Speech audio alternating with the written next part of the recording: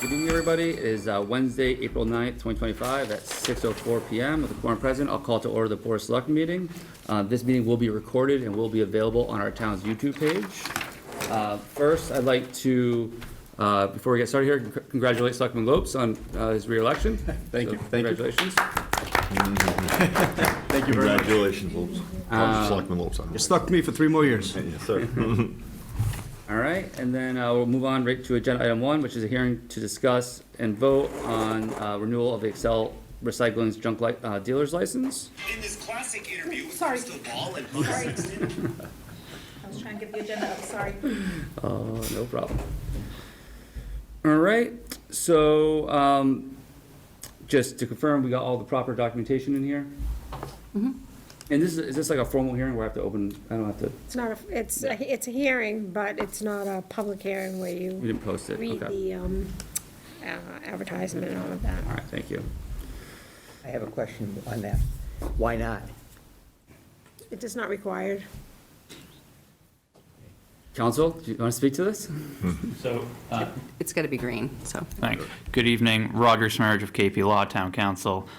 Nothing in the state statute concerning such licenses or the town's bylaw requires a formal public hearing. So that's why there's no need to read any legal notice or observe any formalities that you would see in a public hearing, such as at a planning board hearing for a zoning amendment or the like. Okay, thank you. Thank you. But my question still is, why can't you notify abutters and people of interest? Because you know there is an interest in this situation. Why can't you, why is it, has to be that you have to look on the agenda and just happen to hit it and say, okay, they're gonna renew the license the next meeting, and then you go from there. I think it's reasonable for citizens to be informed about what the government's doing. Yeah, that's noted. I just think we didn't do that because we weren't legally obligated to do it, but, I mean, definitely people take that under, you know, as a suggestion going forward. I don't see any problem with that if it's, it seems to be the word does get out about this, but if you'd like us to, you know. I think it's a reasonable request. Yeah, I don't disagree. So, yeah.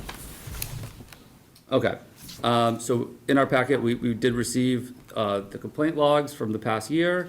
I know we did have inspections done by building department as well as the fire department.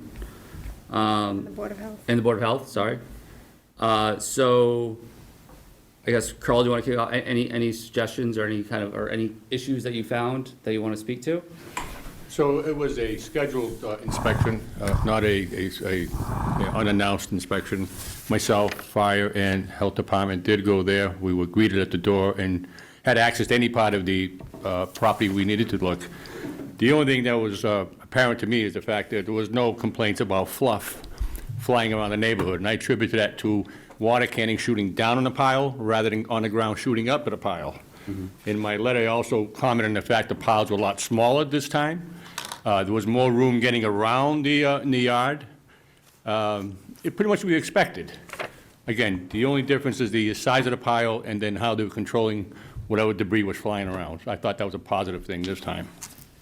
Thank you. Any questions?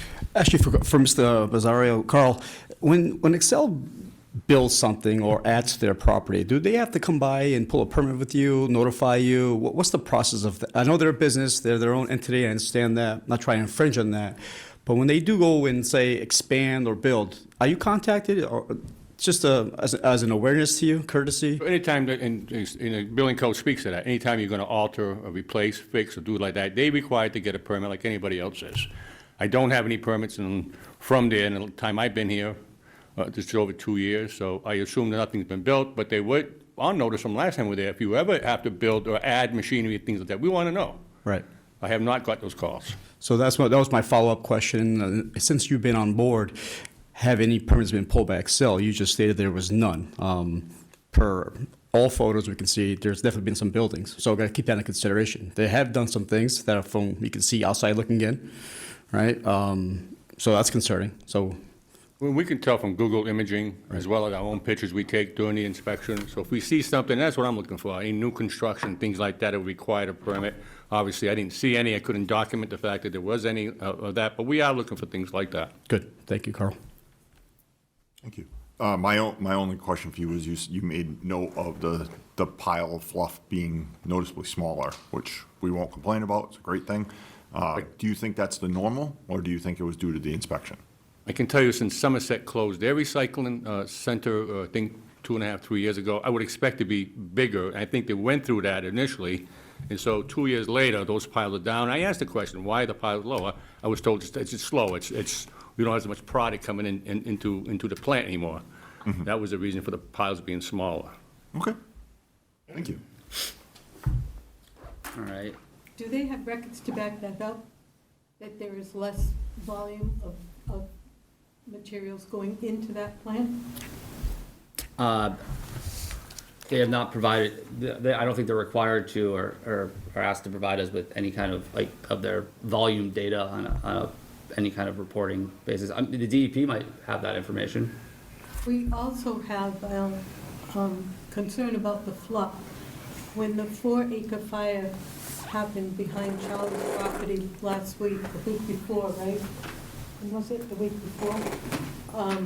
Fire department had to come out, the brush breaker truck had to come out. It was a sizable burn when everything was crispy critters. And that place is covered with fluff from there. It's unbelievable. And we're seeing a lot more of it on our own properties now than we hadn't been seeing. So I find it really ironic that you go and say it's better. Well, they knew you were coming, but I had a piece this long, clear. There's smaller stuff all over the place, but this is really unusual in the size and the depth of it. And I know Cecilia's found it as well on this side. We have new neighbors on our other side now, and I've not taken that issue up with them. But we are a good quarter-mile away from that plant. And there's tons of trees, and of course, the wonderful railroad line going through with all their stuff. And to see the fluff coming back again. We had this initially when they hadn't addressed the problem, but now we've got it back again. So I'm just curious to know, they knew you were coming, they doctored it up. Charlie's place is a mess back there. So, Ms. Dillon, have you brought that up? I was gonna actually have the fire chief quickly speak to that fire that took place and just kind of what your findings were related to that. Okay, that was obviously very dry period that we were having. We've had numerous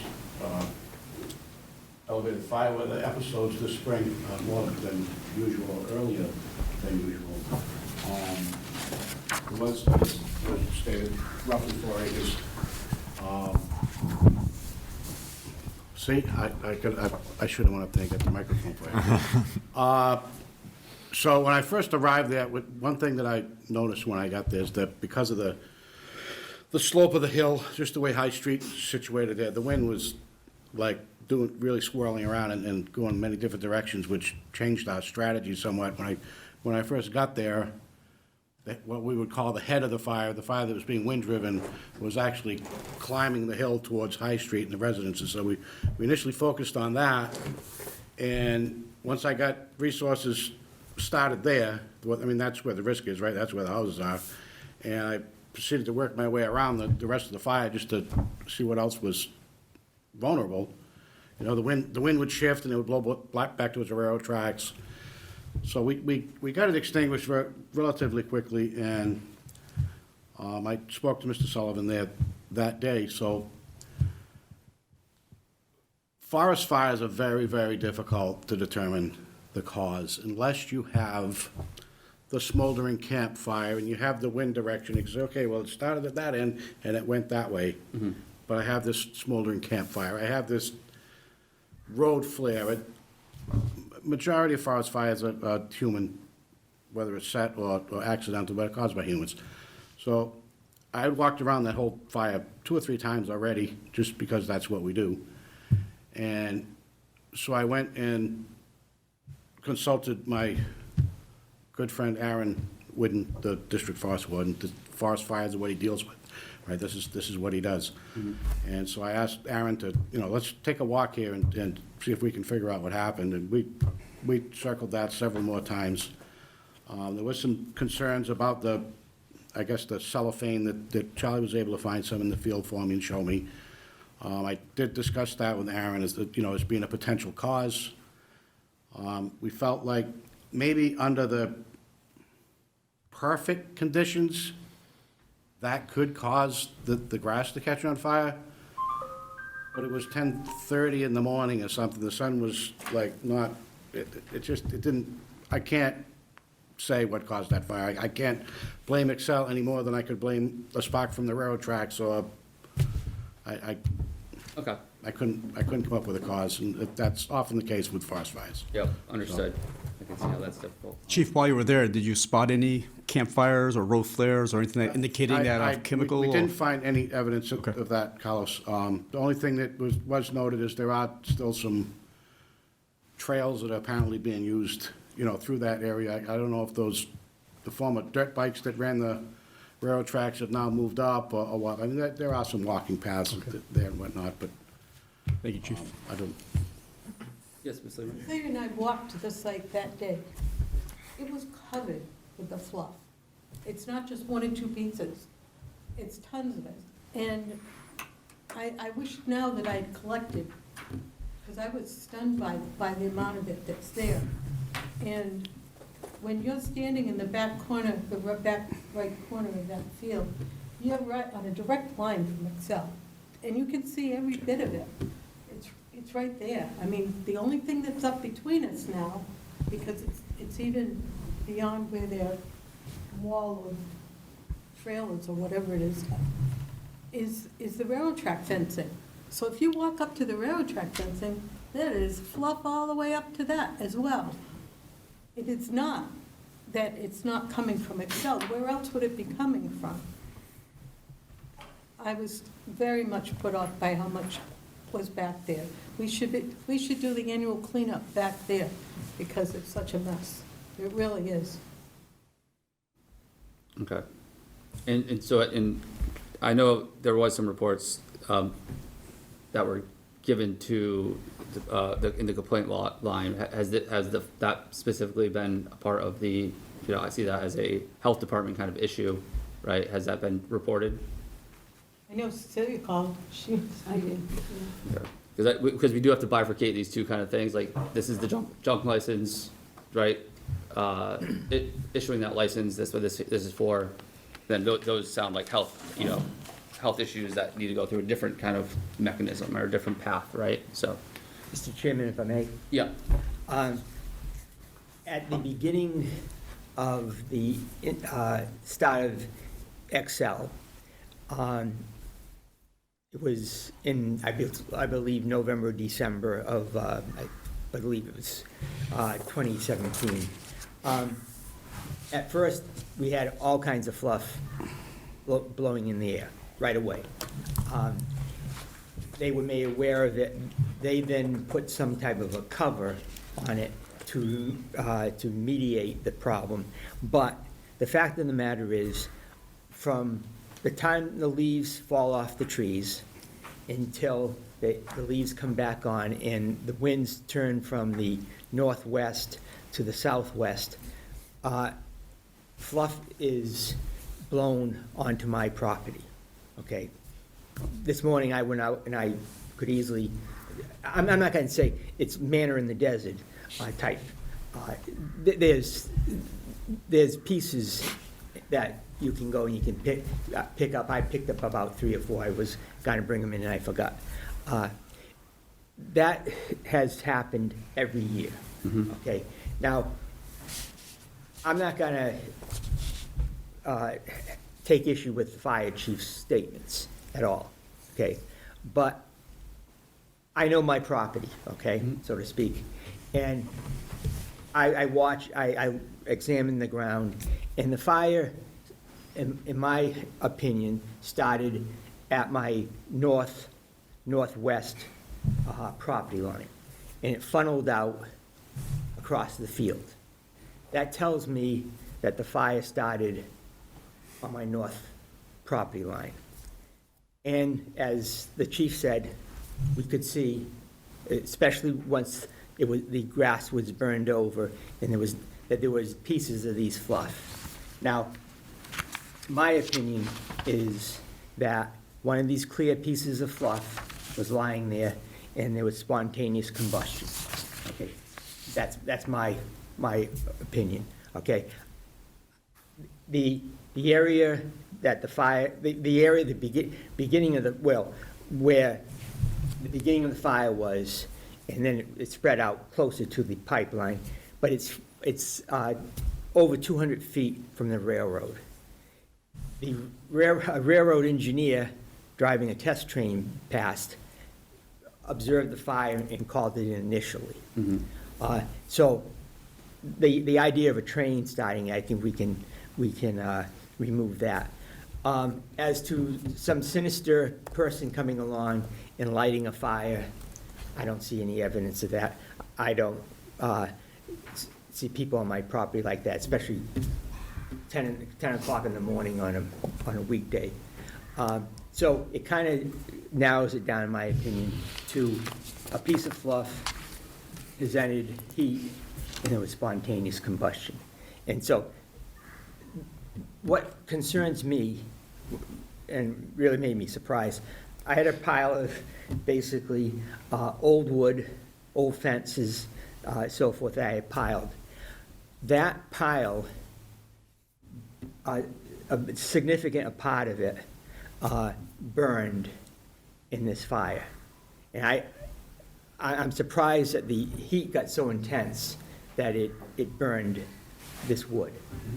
Now, what would have happened if I had a piece of property, such as a shed, or say I have a farm tractor, what if I had it parked in the field and it gets consumed?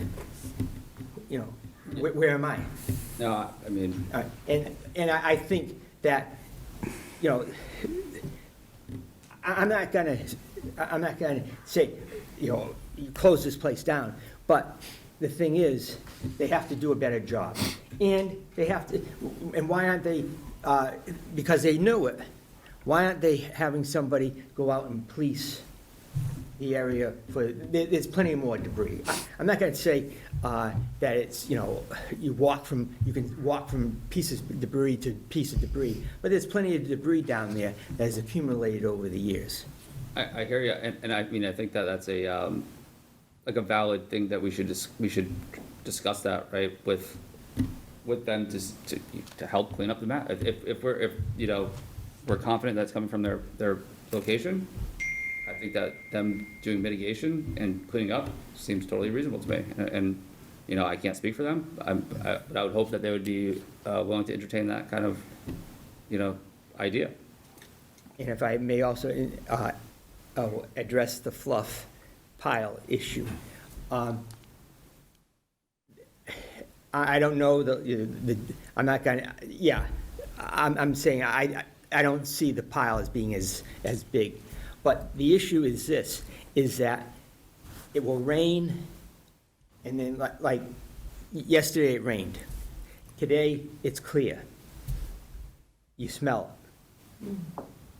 Okay? And you'll smell it for 2 or 3 days. And usually on days that, you know, are nice fair weather, early in the spring especially, and you have this rank smell. It might smell for an hour, and the smell goes away. The other day, I saw a truck come out of Excel with it was covered, but what I presume is fluff. And coming out of the top of it is steam. So this fluff is deteriorating in the pile. It's building up heat. It's building up a smell because it's rotting. Mm-hmm. And that's what the issue is. There's a smell there, and it comes from there. It never. I've been there 68 years. And the smell, before they came, we never had that smell. Yep, understand.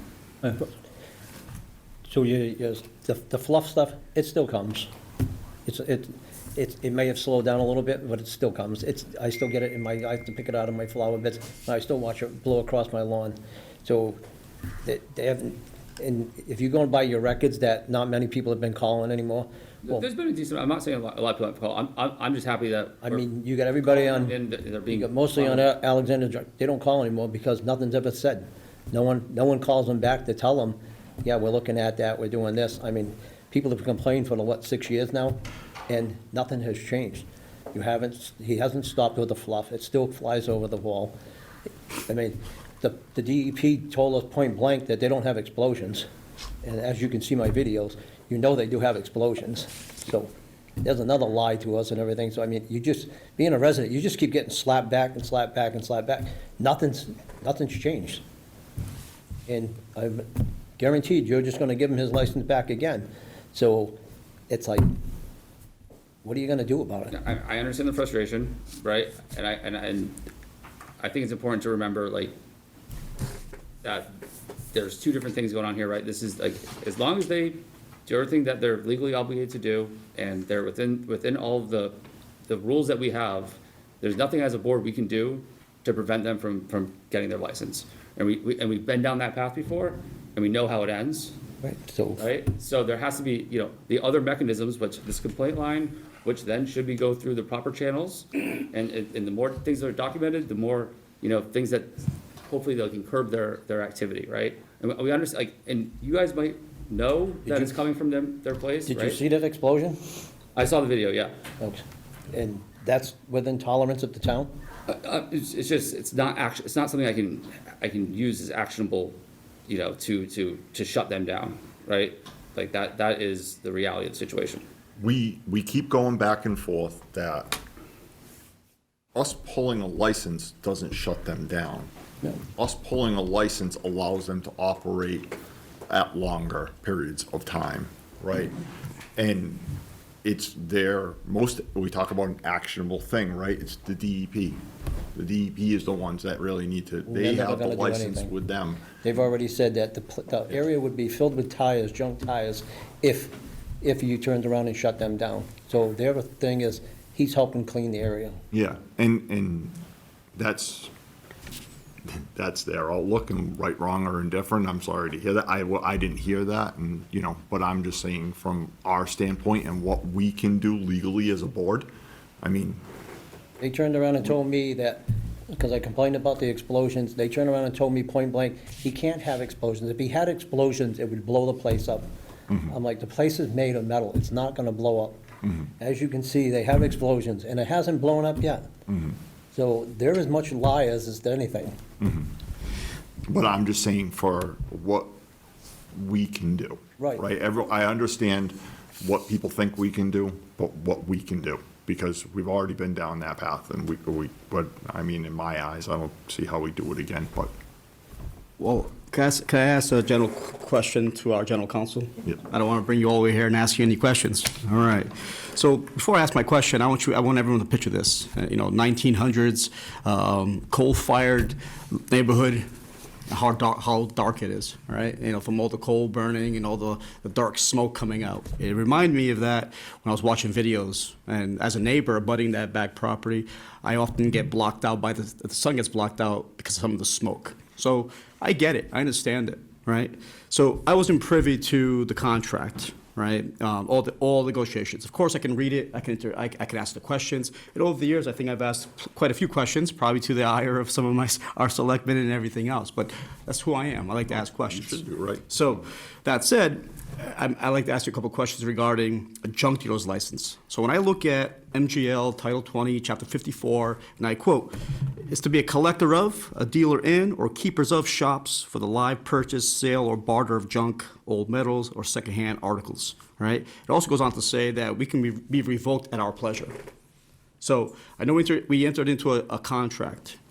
Is there a way to, like Charlie said, I don't think we're all up here saying this is going to go away, right? But there's also a thing called a quality of life, right? And the neighbors, myself included, right, all of us deserve peace and quiet to some extent, right? We can't control everything, right? We have that, we have the train, heck, we have loud eagles that are, we can blame anything we want. However, quality of life is a true thing. Is there a way we can get in there and modify the contract? For instance, instead of 17 Saturdays, how about no Saturdays or weekends? Instead of stopping at 5, we stop at 4. So these people can go outside and enjoy their backyards. Where's the arborvitaes? There are a lot of things in that provision, including in the contract itself, that says they will take all mitigations to properly mitigate noise and sound. I could tell you that's not happening from a half mile away.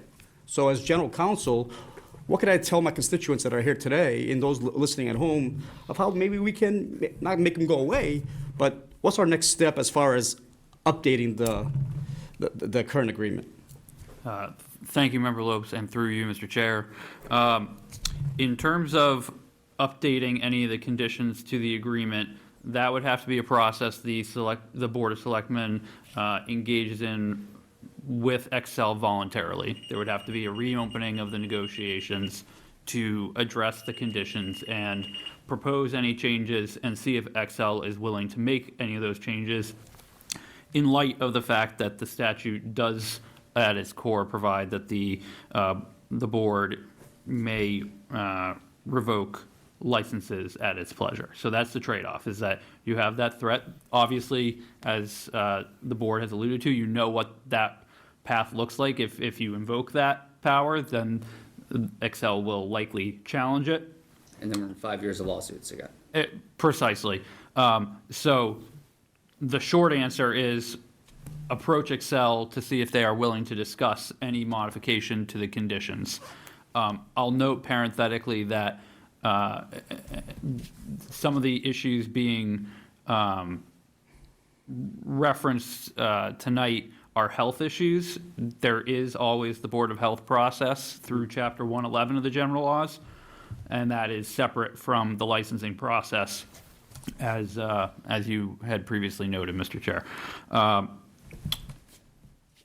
If, in the board's opinion, Excel is not satisfying the conditions of the existing agreement, then it is within the board's discretion to deny the license renewal.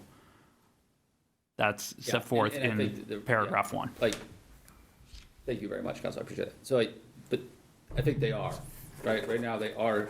Now, we might not like that settlement, and that's what it was at the end of the day, right? It was a settlement but they are, as of today, they're meeting those conditions. The approach I'd rather take is more a collaborative approach with them, rather than trying to bring this in the courts again and approaching it from that angle, just because I think we're more likely to get better results. I 100% agree. Right, because if you're talking about Based on what he's just said. Because this is, again, I think Excel in themselves, right, if they're in a bit of a sticky situation, because if they have to be careful what they say, so if they start saying, oh yes, this is our fluff and this is our stuff, admitting that, that can open up a can of worms, I'm sure, for them down the road, right? From a legal perspective, I'm sure they probably don't want to touch that, right? But if we can approach this in a way where it's like, we're just going to be doing cleanup in general of anyone's stuff that's that's being blown around, right? When we can nod, like, are you willing to help us invest in this? Like, that makes sense to me. Yeah. I think you're Looking right. at it more as a community service rather, that was my thought I was gonna bring up, thank you, was that if I feel like, because they're not gonna want to admit guilt, even if they honestly felt like they were guilty. They know it? It's, Is that what well, you're saying? and they'll never say that, and I wouldn't Right, blame right, them, even because- if they did know it, Because Charlie, they lied to us it's. before, because they told myself and my neighbor, Mike Cabral, that they wanted to be a good neighbor. That's when they And- started out. They wanted to be a good neighbor. And I guess And they never have been a good neighbor. legally from their They didn't standpoint, I They didn't wouldn't. even put up the original sound barrier that should have been put up with the shredder. Yeah. Okay, because, and I'll tell you that I was in Germany, and I was going along on a canal, and I said, geez, that's a shredder. And gee, look at, they have these big walls all around it. Why isn't it at Excel? So there's what we're dealing with. That's what we always did. And why you ever agreed to that agreement and never had any input from the neighbors is beyond me. But we'll go beyond that. But what I want to do is I want to see things change, because I have a right not to have my property burned. Okay, I can, but I think we can easily say that it's an 80% chance that that's what happened. No, how else did it start? Okay? And the fact of the matter is that if I had property in that field, it would have been destroyed. And where would I have turned to be reimbursed? I'd have to go to my own insurance company because they would deny that it ever happened. And we have, the government has a responsibility to protect its residents. And I think it should have a more of a responsibility to protect its residents than some businessman who comes here from Dartmouth. If I picked up all the fluff that I find and I took it down to his property and I threw it on his yard, what would happen? What would happen? I'd be charged with littering, right? But he doesn't. He's not. And I understand it's a proof thing, Charlie, right? So once again, I understand. Jared, you can flying out of the property. That's my proof. Okay, I understand, and I don't want that. I'm saying that for us. I'm talking about from us. I don't have the proof of watching it fly down. Well, you can come, gentlemen, ladies and gentlemen, you can come to my property anytime you want. Okay. And I will show you what I have to endure. Okay? None of you have ever been there. There's an open invitation. Thank you. Thank you, Charlie. Representative Schmidt caught it out of the air with his hands and put it in his pocket and said his wife would never put up with this. Okay. All right, that was years ago. And I believe Kevin's got a video of it flying over the wall. You all were presented with bags of this stuff that, My first day. Bill, what? My first day. Right, that Bill and Welcome. Kate picked up off of their bird's property. nests. I Right. still have them. And it was presented to you in bags, and Chairman Matthews, you said, get that stuff away from me. Don't put that near me. Okay, so you've known about this. The Board of Health was back there, I believe, I don't know, Kevin, if you went back there, but you saw the stuff on the ground. It is littered. It's illegal disposal of hazardous waste. I'm not making that up. That's a Board of Health issue. I'm not, Right. I keep just going But back. this is not new, this was years ago, this was 3 years ago at least. And have you been back there? I mountain bike back there, yeah. So, it's like. So this touches a lot of So the areas. thing- And the other thing too is, we're talking about a scrap yard, right?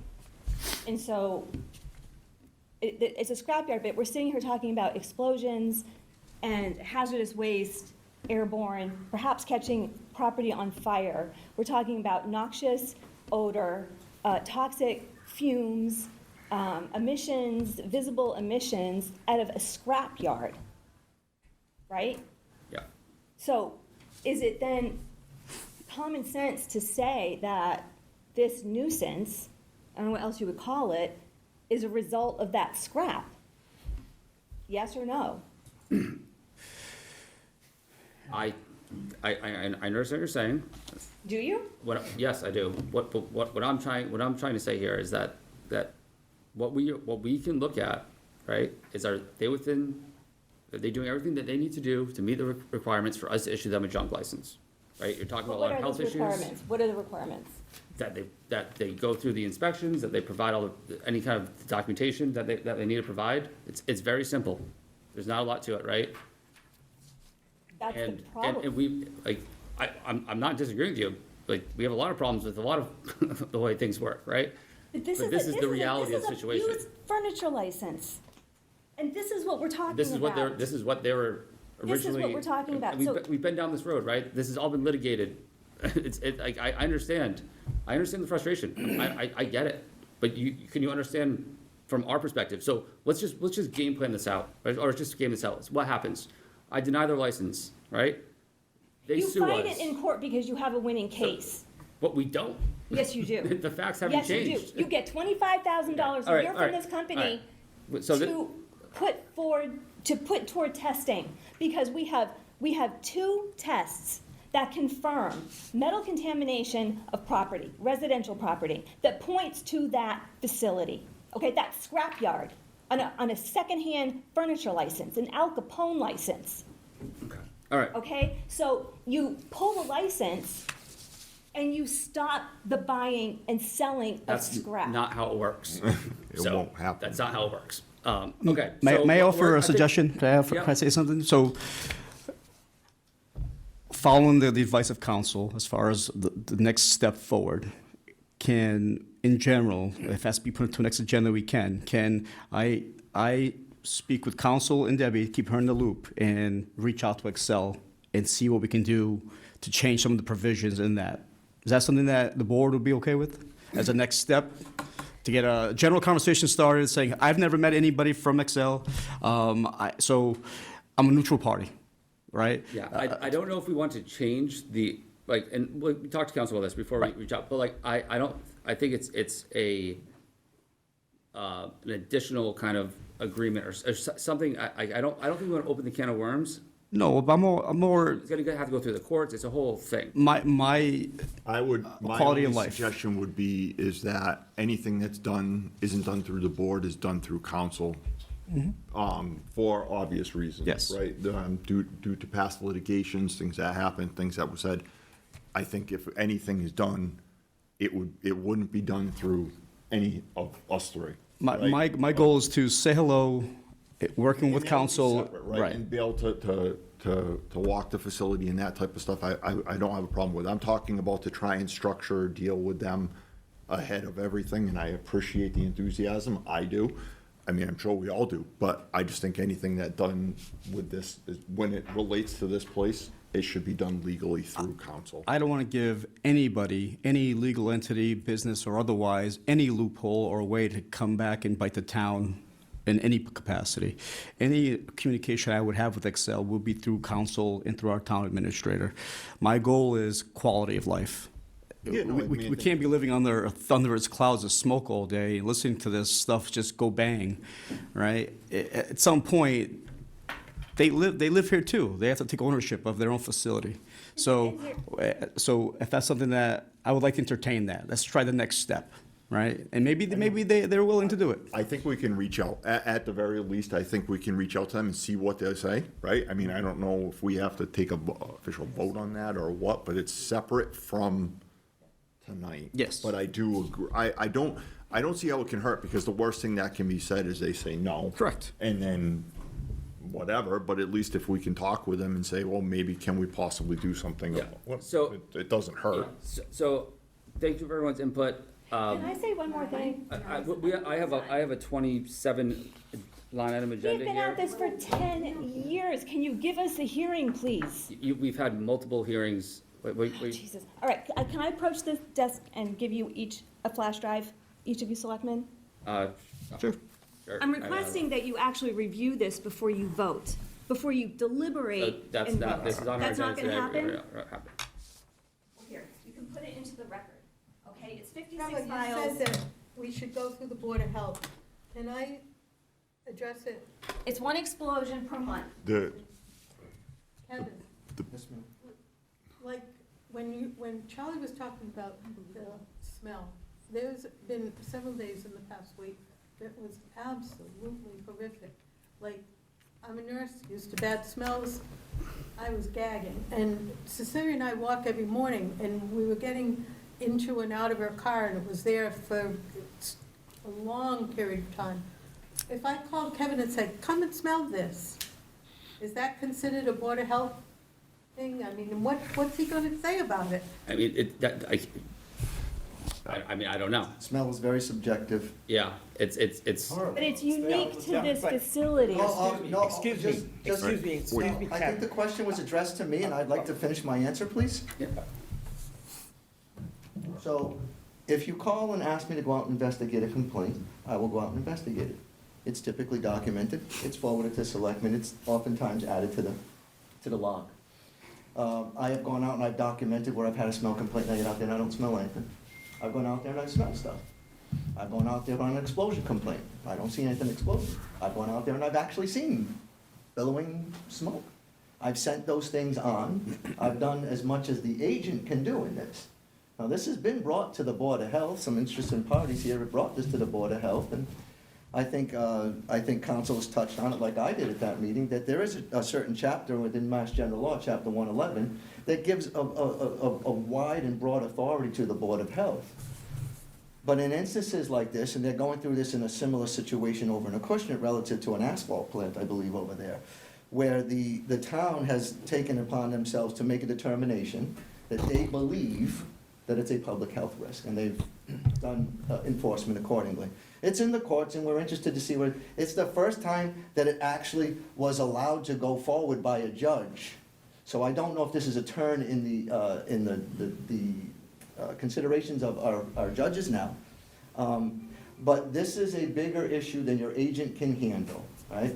This is a technical issue. We need people with expertise. There needs to be parameters by which one piece of paper is not necessarily an issue, but if there's how many, how much is it? The noise, we've done a noise study, right? I think at the end of the day, the Board of Health has an overall responsibility to the general health and welfare of the population, and we investigate public health risks, threats and risks. But in an instance like this, where we're going to, in theory, be asking a business to change their behavior, or ultimately the consideration to eliminate the behavior, that's a decision that has to be made in a very measured and mannered approach. Consideration with counsel, consideration for the liability to the town, what is our successes, our rate of success anticipated. So I will go out and continue to do what I do when I get a call. Steve has my phone number, direct dial, always loves to call me at 3 minutes to 4, when he knows I'm home at 4. I don't get home till 3. I hear you, brother. But I go out and I look.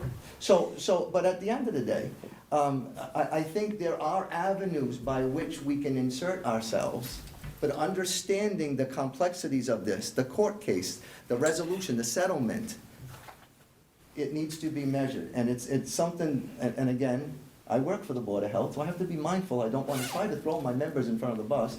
But this is a decision that the Board of Health, if they're going to go down that avenue, is one the Board of Health makes, not necessarily the agent himself. And I would be happy, if council has any kind of suggestions for my Maybe we need to have a Board board, of Health they meeting. could, I'm sorry? Do we need to have a Board of Health meeting on this topic? And there, get input from residents? I Because believe the we- Board of Health, I think you should ask the Board of Health members that, yes. I'm not the member, I'm not elected, right? I work for them. I think everybody understands my feelings, the more information, the more questions. It was presented, Leah, you were at that meeting, it was presented, the Chapter 111 was presented as these options. That is an option by which we can also control other nuisances, public health nuisances within the town. But understanding how often those things can be successful when you're just relying on anecdotal and/or. I know, I You know. You know this, Leah, right? Right, but I have sent this town, the selectmen, the board, the Board of Health, Mm-hmm. multiple times, consultants, addresses, phone numbers, contact We've information. hired consultants, Leah. Of- I was out there when they did the sound test. I am with you, and I agree And with we you. had that sound test, Yeah. and we gave it, we have, and the scrap yard is out of compliance with their noise levels, 9 out of 9 locations, and it means nothing, No. except no, to the residents who have to put up with it. I think what I said was, it's not my decision as the agent to pursue the Chapter 111 enforcement. I can do the enforcement, but I have to have parameters, I have to understand what I'm going and actually enforcing.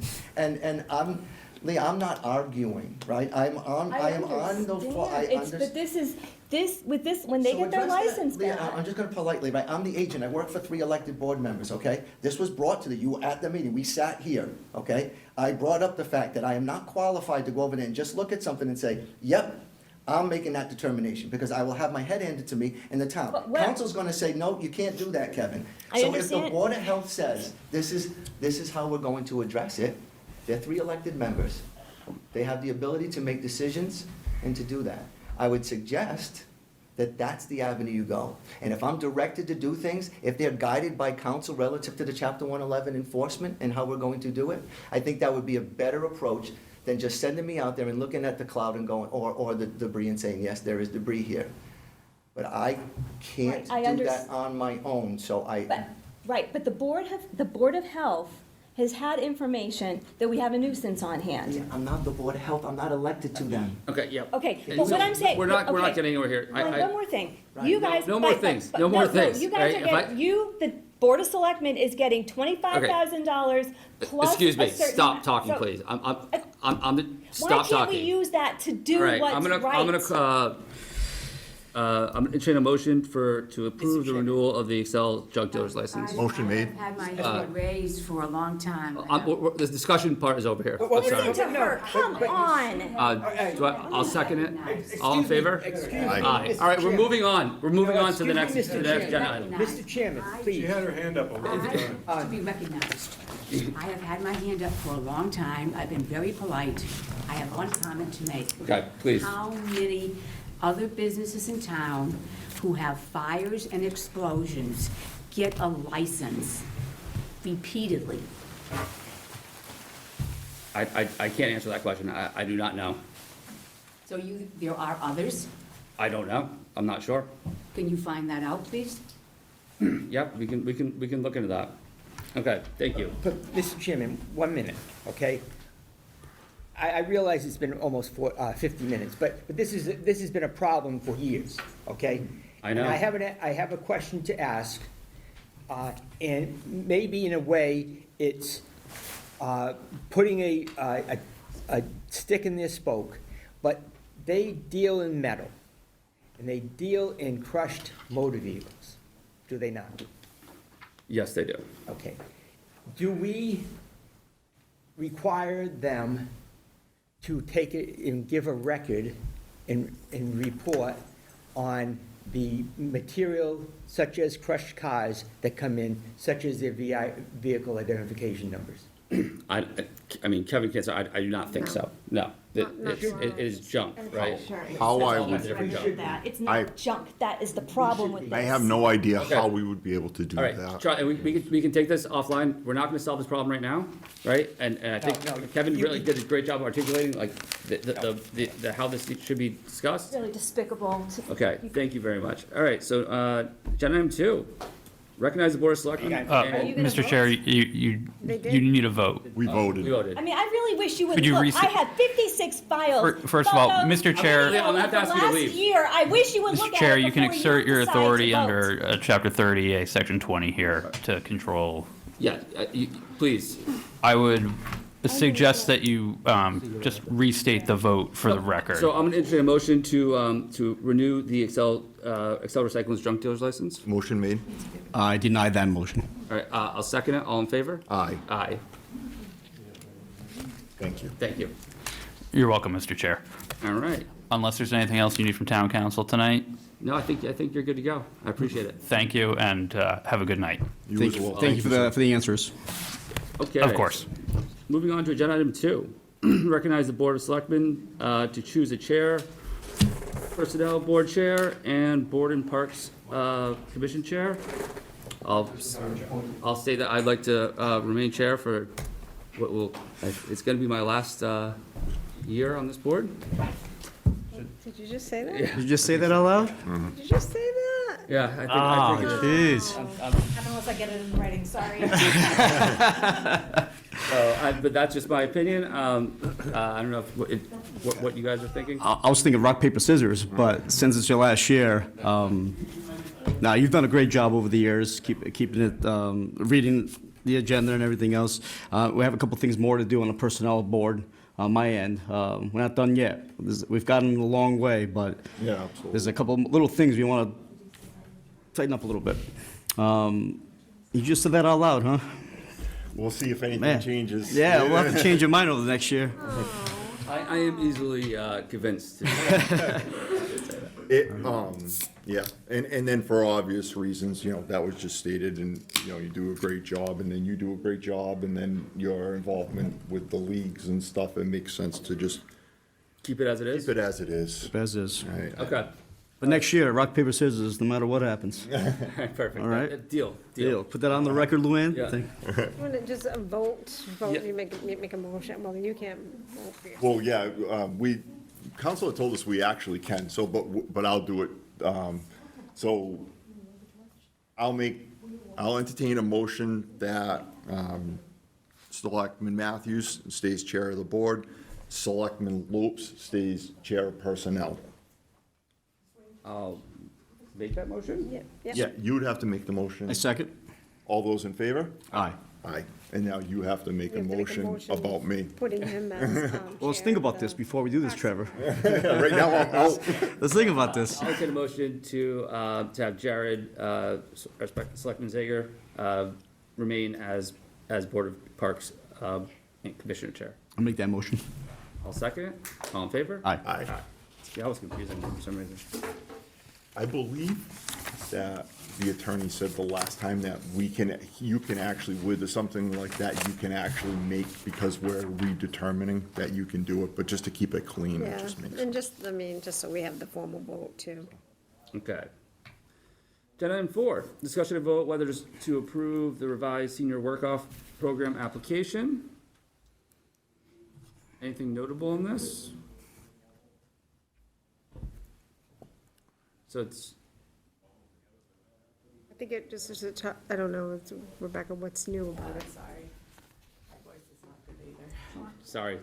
No, that's okay, thank you. Hello. Hi. Hey. No, basically, I just changed all of the amounts to 2,000, which was approved at the special town meeting. So I just wanted to update the application so that the residents could, have the updated information on the application. That's it. Okay, perfect. Any questions or concerns? Actually, a couple questions for you, Rebecca. Thank you for being here. I'm sorry your voice isn't feeling well. That's why we have these wonderful microphones. It projects. So while out talking to people the last few weeks, some of them were seniors, and they asked about this program. I told them the best way to contact you would be to pop in, say hello. Right? Maybe even look at our website. It should be up there, right? And some were interested in this. So, looking over all the different types of work, it's pretty broad. They can do quite a bit here in town. I'm assuming you folks promote this as much as possible. Every senior you speak to is like, hey, this can help possibly reduce your property tax. You're almost like an abatement, right? Absolutely. Have those numbers grown since you started? I wouldn't say they've grown. I think we're about at 12 right now. Okay. I think the main problem is that we're the focus of where the volunteering is happening. I think it probably could be expanded to more departments than what it is. And I think that's probably maybe not necessarily why people don't participate, but we are the main kind of hub for all of the volunteering. Well, I did watch a veteran, I believe a senior too, paint an office almost like a yellowish color. It was great work. So. That's great work. Yeah, we had one of our volunteers actually just painted the entire upstairs of the COA. Fantastic. And he did a wonderful job, and we commended him at our open house the other day, and it was wonderful. So, yeah, it's a Makes wonderful your heart program. Yeah. Well, I'll keep pushing the word. You keep doing the same thing, and I don't know if you have flyers we should make, some trifolds, or. I think we usually put it in the senior profile closer to when, so the dates are June 1st to September 1st, where they can submit an application. So I think we put something in the senior profile closer to those dates and throughout those, that time to promote the program for the following year. Okay. I mean, Sorry. it's all amazing stuff, and I think kind of offline, because we won't solve it here tonight, is kind of wrapping our heads around maybe some other stuff that we can do away from the COA, because it's, that's a legit thing, what you're saying. So maybe we can come up with some other things, like painting, right? Like you just said. Yeah, if That any makes sense. departments have ideas for our volunteers, I think that would be wonderful. Every year I reach out to the departments and ask them if they could use somebody or if anything they can think of. But one more department this year was able to take a couple of our people, and the library is always wonderful about taking some of our volunteers. Yeah, good to hear. Thank you. All right, awesome. So with that, I'll entertain a motion to approve the revised senior work-off program application. Motion made? Second. All in favor? Aye. And we all ayed, right? I skipped 3, which I'm sure, I know Deb caught and Luann probably also caught. I circled it. So, this is just our open session minutes, so I'll entertain a motion to approve the open session minutes, from 3/10/2025. Motion made? Second. All in favor? Aye. All right. And, these should be quick. So Cheryl, I know you have, I'm not trying to keep you here all night, so I know we have. My supper's already cooked, so, Okay, and I missed the game already, so we're good. sorry. All right, so I'll just accept these donations real quick. So we have a donation, a $50 donation to the Council on Aging from Paul Condon. Saying that right? Appreciate it, thank you. And then agenda item 7 is a $50 donation to the Council on Aging from Andrew Hayes. So, thank you very much, we appreciate it. I'm sorry, that was just related to the taxes that we do at the center. Okay. The free tax program that we offer to the residents. Awesome. Well, and everybody else. Okay. Great. It says discussion and vote. Do we have to vote on those? I think we have to accept them, Yeah. maybe, I don't know. Might as well be safe than sorry. Over 50, I was just given another check today for Yeah. over 50, so I have to put it on the agenda. Yeah. So with that, I'll entertain a motion to accept the $50 donations, both those, agenda items 6 and 7, to the Council on Aging. Motion made? Second. All in favor? Aye. You Okay. missed number 5. Yeah. Yeah. Jesus, I'm slipping today. I'm watching you. All right, yep. So this is discussion and vote when the senior work-off hours increase takes effect. So, what do you recommend? I mean, That's my question. Well, it depends on what's in the budget, to be honest with you. We have 12 people on the list, 11 people are active. Not everybody reaches their hours every year. Not to say they couldn't this year, but not everybody does. So I think it would bring it up to 133 hours and a third that they would have to work to get the full $2,000. So I just wanted to know if that was going to go into effect this year for the people that are currently working, to know if they should be reaching for that 133rd and a third. So in anticipation of this discussion, I reached out to Mike McHugh, the Assessors Department, and said, what were the thoughts in terms of funding this? And what they have done for the veterans work-off is they made it effective immediately, and these were voted at the last Yeah. town meeting. So, in the way that these are funded, they're funded through our overlay account, which is got the funds in it. So there's no, there'll be no ramifications to the town to do this immediately, and I think that would be what I would recommend, just because we've done it for the veterans, so we might as well Makes sense pair to it with me. the seniors and have this effective immediately. And like I said, I don't see any downside to that. so immediately being today? Yeah, I would say as of, as of town meeting vote, the town meeting, so for this current So year. you want to do it retrospectively, kind Yeah, of? for Just the trying to think current out. year. Just for the coming year, it only takes to affect the following year. Mike knows all We're the in ins and April, outs. I right? just So kind it of, starts in like, it starts from January 1 to like. October 31st. Right, so for this current year that we're in, the January 1, 25 to the October of 25 year for the seniors, which is the current year right now. Okay. So January 1st, 2025 works then for effective date? Yeah, Just want to get the thing. All right, any questions? No, it's Okay. all positive stuff. So I'll entertain a motion to have the senior work-off hours increased, be effective Jan 1, 2025 forward. Motion made? Second. All in favor? Aye. Aye. thank you. Okay, now, so I think, I want to say, I'm on agenda item 8 now. you are. Do we, Did you want to do the 20C, which would be the last thing that Rebecca Yeah, was here for? Thank you. That's under personnel. Okay, so I'll kick it over to personnel for this one, right? Yep. We're doing all of 20 or just 20C? Let's do all of 20 because we have Mr. Cabral here as well. All right, we're skipping some agendas, and we're skipping over to agenda, Personnel Board, agenda item 20, discussion and vote whether to approve the following appointments. C, Christopher Cabral to Taxation 8 Committee, he's a resident, effective 4/10/2025 through 6/30/2025. B, Christopher Cabral to Scholarship Committee, effective 4/10/2025 through 6/30/2027. And C, Christine Boyle as temporary student intern for Council on Aging, effective 9/1/2025 and 5/30/2026. Okay, so any questions, concerns, or comments? I have a question. Yeah. On the Christine Boyle for the COA. Okay. So, I mean, I think it's always great to have interns, right? And I think it's beneficial on multiple levels. My concern is the space constraints at the COA. You know, I know that I'm getting requests frequently to work from home because you can't work within the building because there's no quiet space, no space to work. So bringing on more people, it's just gonna create more of an issue. So I just don't know, in that environment, there's literally, what is there, two offices, maybe a third? Where are we putting this person?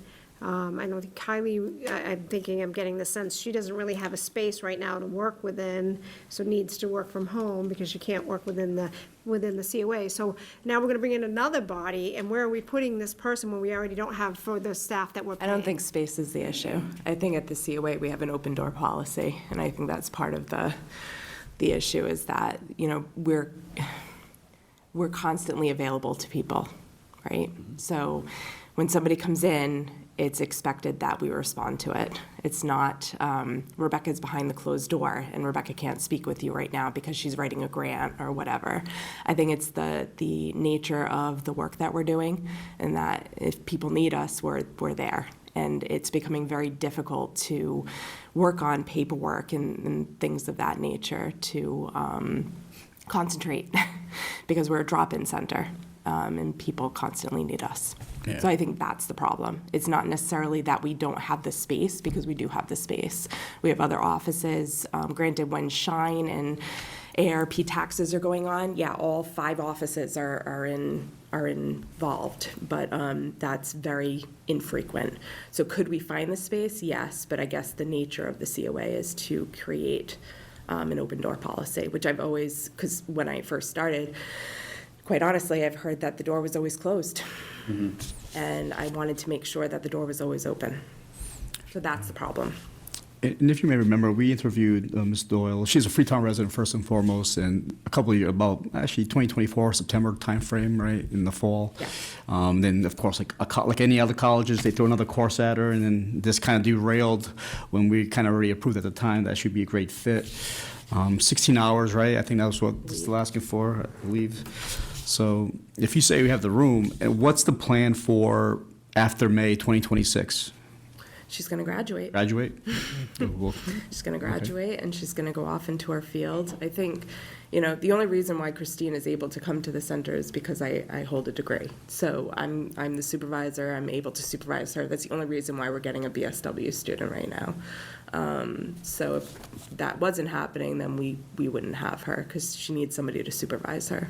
Yep. So I thought, a university reaching out to us, wanting somebody to be there was a thing to go after. Yep. Especially considering it's 16 hours a week of a person being at the center in addition to the team we already have. Yeah. And she's shown a real interest in being with us. I think it's great to creating a pipeline for future potential employees, right? Like we start that internship, it really does help kind of have that set up.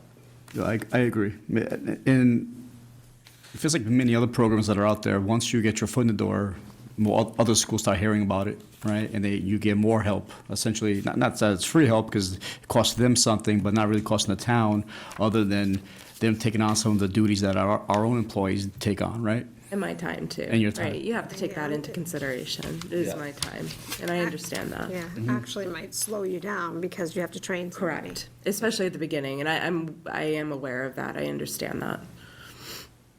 I just felt like it was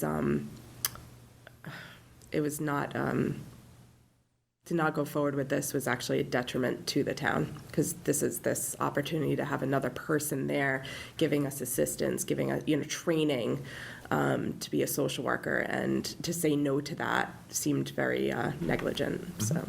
And I think that at the very least, we can learn from this and say, does this make sense going forward? Or no, it might not, right? For the reasons that you just brought up, because at the end of the day, you're a huge asset to the town and in the senior citizens in particular. And I think that we have to have you focused in on that, number one. But at the same time, if we can manage between both, then it's really a no-brainer. But I think that the only way we're gonna figure that out is by taking the step and trying it, right? So I say we, it's really you, right? But that's gonna to figure it out, but, Yeah. so yeah, so I'm on board. Yeah. But as far as the telework thing, if there's something there, let's look into that and see how we fix that issue. Bringing people in, make sure they're coming into the office. Not saying that there is, but just keep an eye on it. All right? There's not an issue right Okay. now. There's not an issue. Perfect. Perfect. Thank you. Just a concern. Thank you very much for clarifying that. All right. Lopes, Ms. Boyle's going to come to do her query, so her appointment would have to be Yes. pending a favorable background check. Correct. All right. I'll add that back to agenda item 20C, Christine Boyle as temporary student intern for Council on Aging effective 4/9/1/2025 through 5/31/26. As of 4/7, didn't go through Corey, so appointment will be favorable upon Corey check. That better? All right. Any comments, concerns, or any further questions before we proceed? I see nobody. Okay. I entertain the motion to approve item agenda 20, all people appointed from A, B, and C. I'll make that motion. I will second it. All in favor? Aye. Aye. All right, thank you. Back to you, Mr. Chairman. Thank you, sir. All right. So now I'm really on agenda item 8. Right.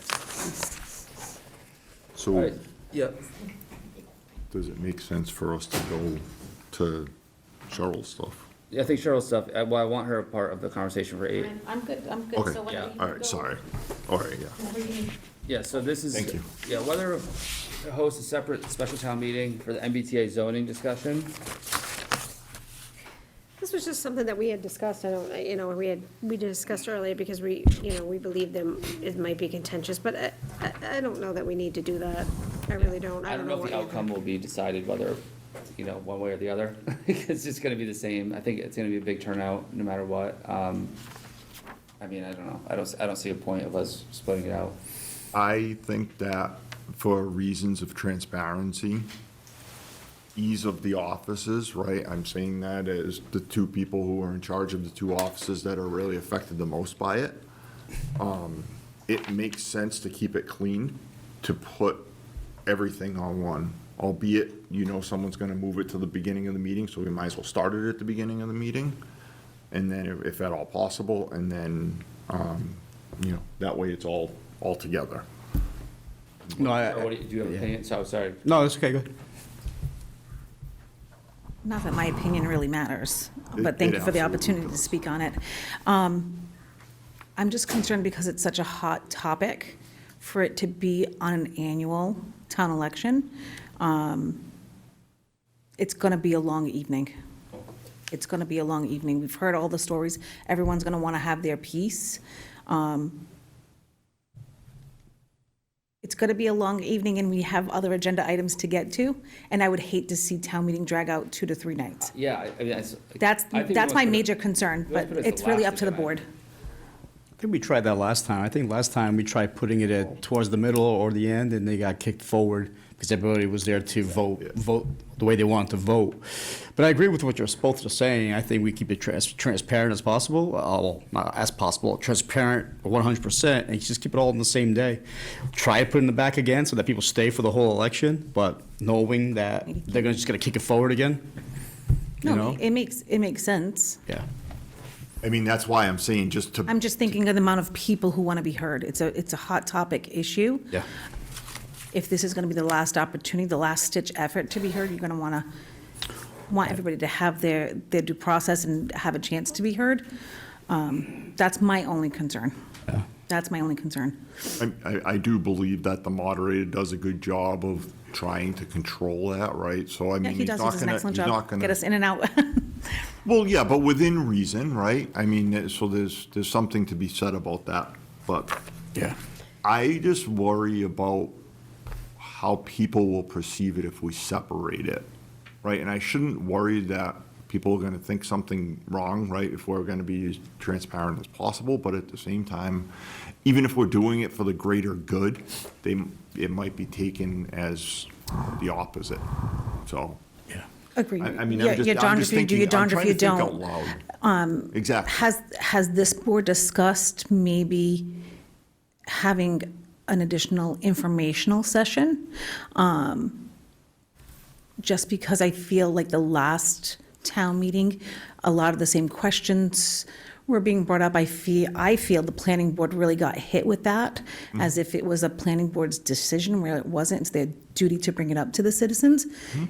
Would this board be doing informational sessions ahead of town meeting? Just as a form of transparency and help to clarify and get the word out? Speak to that. So one of the things that we have done,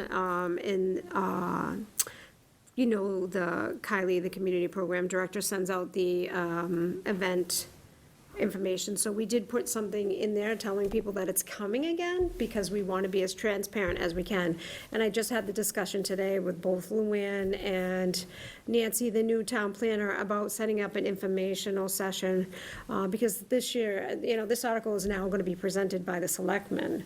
So we had talked about having it recorded, sort of like we've been doing with the accessory dwelling unit information, where we'll have an information session, we'll record it and we'll get it up on our webpage and get it out there so that people can come and ask questions ahead of time, because I want to try to vet as much of that as I can ahead of time. And one of the things that I was actually going to talk to you about was, is there any informational recordings that we can play while people are coming in for the meeting? And that's something we need to discuss, because I know there's rules about what can be. Like show a video? Yeah, like show a video, but I know it has to just be factual It information. has to be factual based. It can't sway one way or the other, for or against. So Right. as long as it's very factual based. So And then I- you'd want to pass by that through different departments to make sure it's all accurate. Right, so I was thinking of preparing a recording of such, and then having that played, of just factual information. Somebody of probably what it already was. created it for a different town, right? Yeah. I wouldn't be surprised, and as long as it passed their muster, right, to.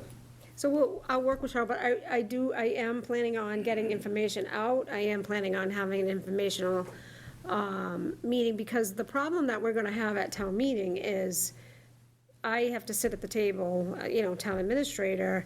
The planning board is not going to present this. This is coming from the selectmen this time. Yeah. So it's going to be this group that needs to answer all the questions. And it's just gonna be a lot for me to field the questions and do what I've gotta do on town meeting night.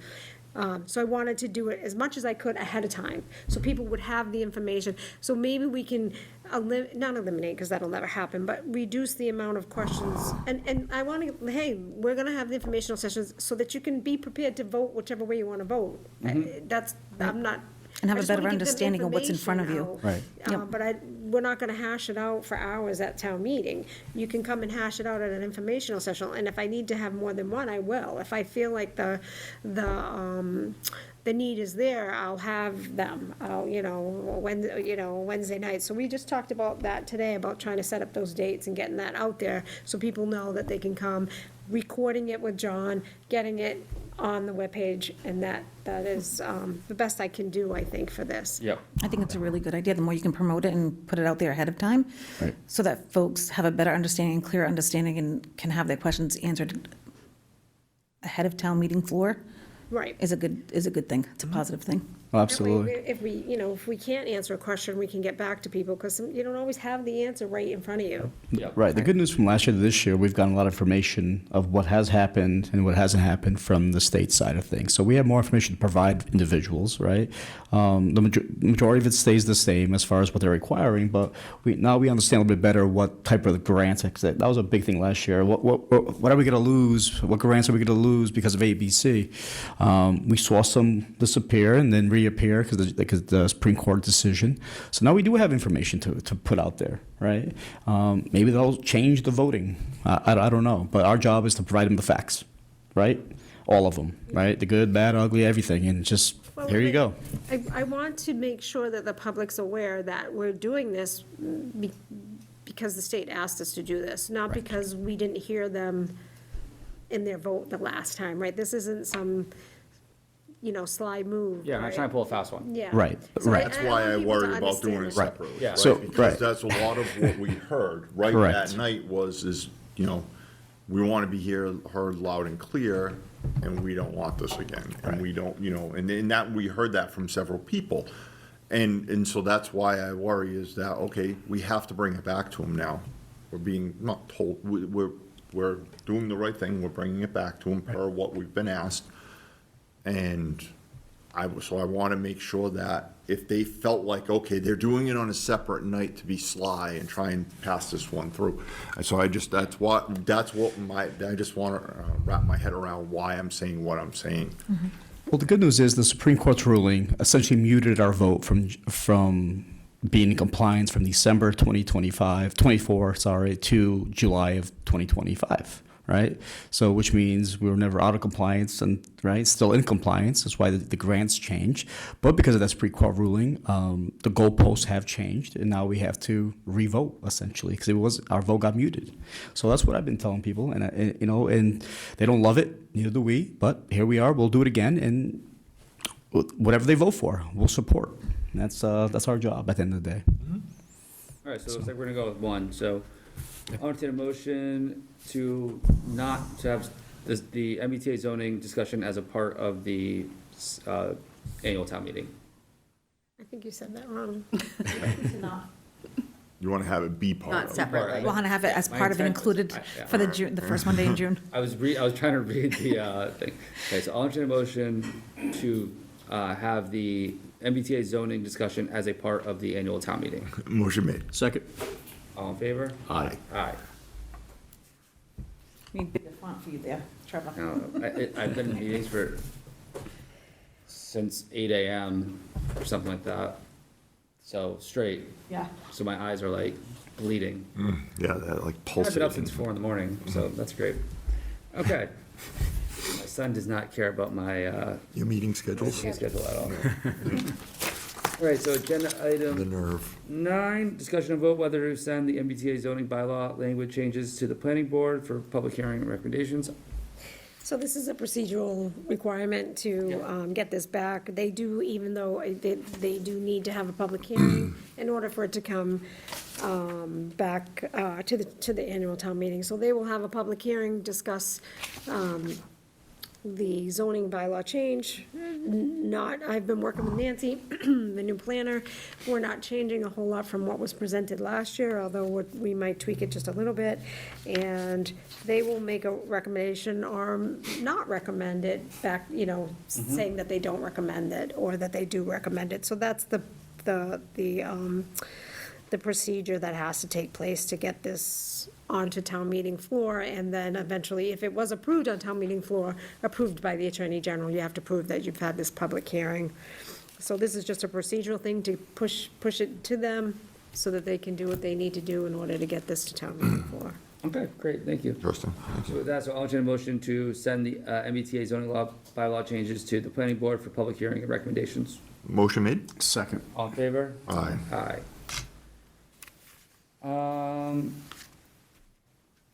Are these all pretty quick ones, or do you want me to jump ahead for anything that Cheryl needs?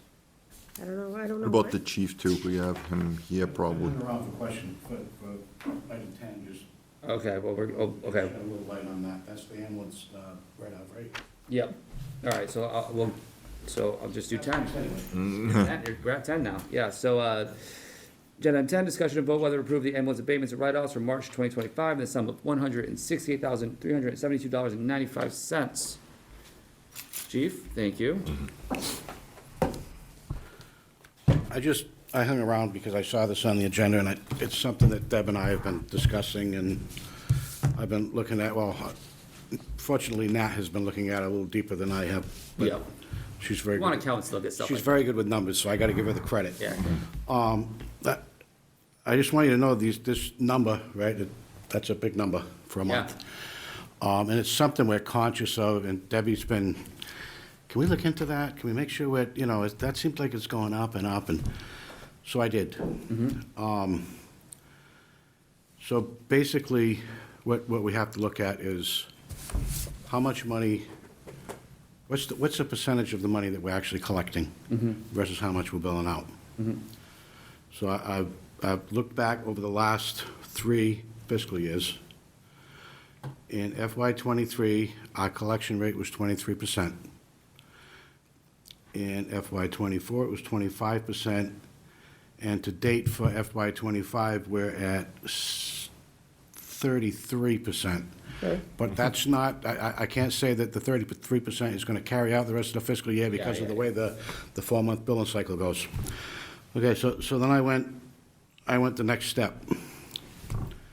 Okay, well, it seems to be getting better, but how are we doing, right? So I polled my neighbors. Acushnet, Berkeley, Lakeville, Fairhaven, and Westport, right? They're all communities that do both fire and EMS. Ask them how they're doing. The only one that doesn't use a billing company like we do is Westport. They still have somebody internally doing it. Everybody's in the same boat. Everybody's and it depends on, it's a little cyclic, but they're between 22 and 32%, depending on the year.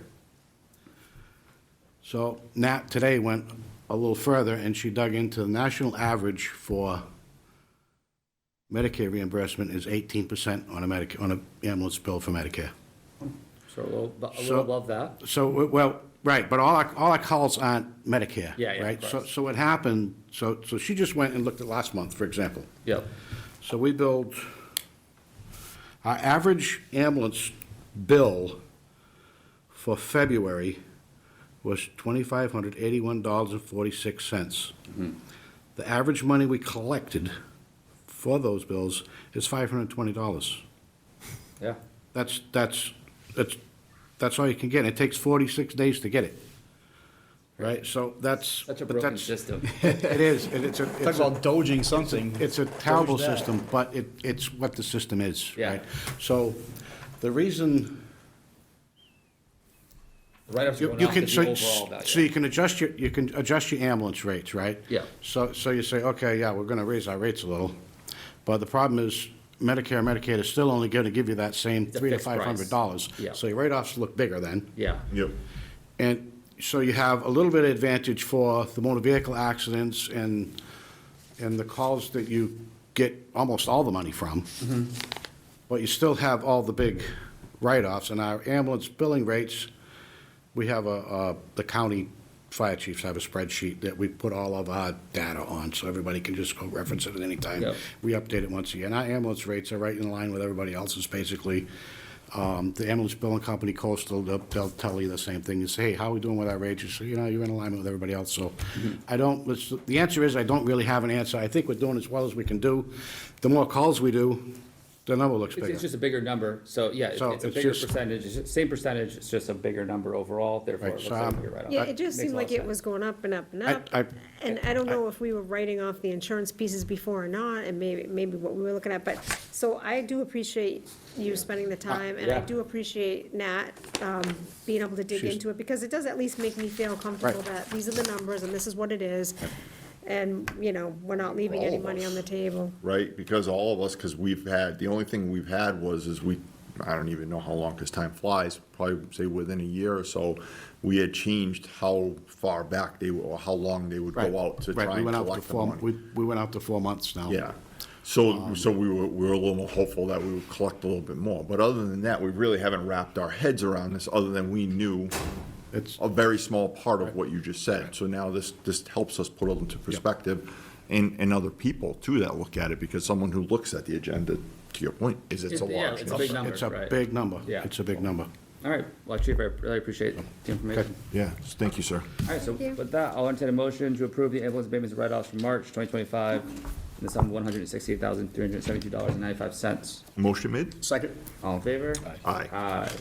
Thank you. Have a good night. Thank you as well. Thank you, Chief. All right, agenda item 11, discussion of vote whether to authorize town administrator to sign the opioid litigation documents. So, I don't know how much you're aware of the opioid litigation, the town enrolled in it prior, I think Dave Dimash prior, two predecessors before Yeah, me. I remember doing that. I Yeah. think, yeah. And then we're forever getting updates and amendments and things that we have to sign, and I've been kind of signing them. They asked us to sign an amendment to be added to a lawsuit against PBM. Then they sent another amendment asking us to get out of that lawsuit because it would be better for the overall. It's constant, and I don't bring them before the board, really. I just have been handling it because it's. Yeah. And we've gotten $38,000 total from opioid litigation. It's almost not worth the amount of paperwork and the grief that we go through. But this is just, again, just so that I'm in compliance with, I'm not really supposed to sign things that you guys don't approve me to sign. So I just wanted to bring it to your attention that this opioid litigation is still a moving target. There is still changing and adding and subtracting from it. A month ago or so, they sent us a public records request for all our public records, and me and Luann almost died because we were like, are you kidding me right now? I'm like, send them a bill. It's gonna be at least 40 hours worth of work to do this, which, Yeah. so we were prepared to do that, and then the lawyer said, don't send them, they've backed up.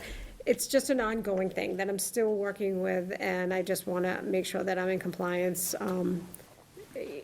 And I don't think there's any big news for me to share with the board. I will certainly share anything or bring to your attention anything that I think rises to that level of, you really should be looking at this. It's almost more, like I said, almost a nuisance to the town, because if they do in fact require us to submit public records requests for all of the documents in this, it's going to be a nightmare for us. We have them, but it is going, because it's weekly we're getting stuff from them, but. Your point, it's a moving target, right? So it's tough for stuff to come in front of us every single time. So just to, clean And up. I agree with that. there's always these time constraints, and, my problem is I like to do things and move on because I forget if I don't do it right then. Yeah. So I'm usually either sending it to Luann to get on the agenda or just taking care of it and moving it off of my list of things to do. So that's all, like I said, if there's anything large or, totally irregular, I will certainly bring it in front of the board. Okay. All right, so with that, I'll entertain a motion to authorize town administrator to sign the opioid litigation documents. Motion made? Second. All in favor? Aye. Aye. All right, agenda item 12, discussion of vote whether to approve the change order number 1 from Full Scope Contracting, Inc. for asbestos mediation for fire station number 1, window and door project in the sum of $6,307.47. This is just the small project we're doing on Fire Station 1, replacing the doors and the windows. In that project, realize there's asbestos, surprise, surprise, and it's so expensive to get rid of. This is the change order in order to get rid of that. Okay. Thanks. All right, so with that, I'll entertain a motion to approve the change order 1, agenda item 12. Motion made? Second. All in favor? Aye. Aye. All right, then agenda item 13 is just the agreement related to agenda item 12, so with that, I'll entertain a motion to approve amendment 1 to the agreement between the town of Freetown and Full Scope Contracting for fire station number 1, window and door project. Is that true? That is true, right? Yeah. Motion made? Second. All in favor? Aye. Aye. And then, this is different. All right, so agenda item 14, discussion of vote whether to approve the town administrator to sign the amendment to service agreement between the town of Freetown and Good Energy LP.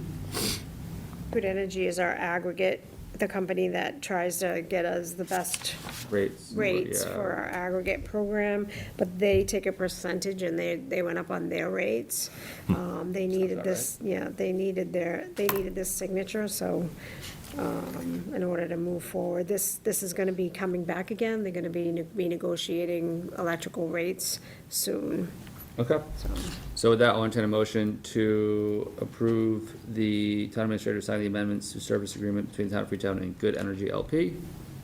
I will make the motion, I'll just state that it's going to be, so it's minimal, so people understand, right? Yeah, oh yeah, it's a very minimal. It's minimal, increase. it's going from .001 to .00125. Okay. So, because I don't want people to think that it's Yeah. some maximum thing, because so that motion made. I second. All right, all in favor? Aye. Aye.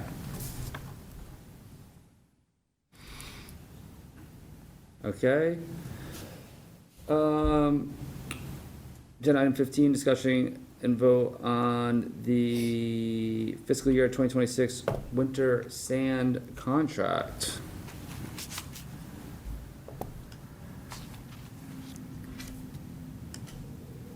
So we got 3 bids, or no, 2 bids. And it looks like Cape Cod Aggregate is the lower bid. And that's at $26 per ton.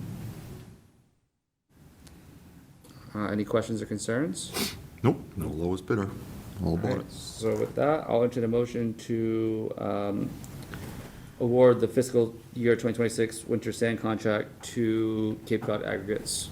Motion made. Second. All in favor? Aye. Aye.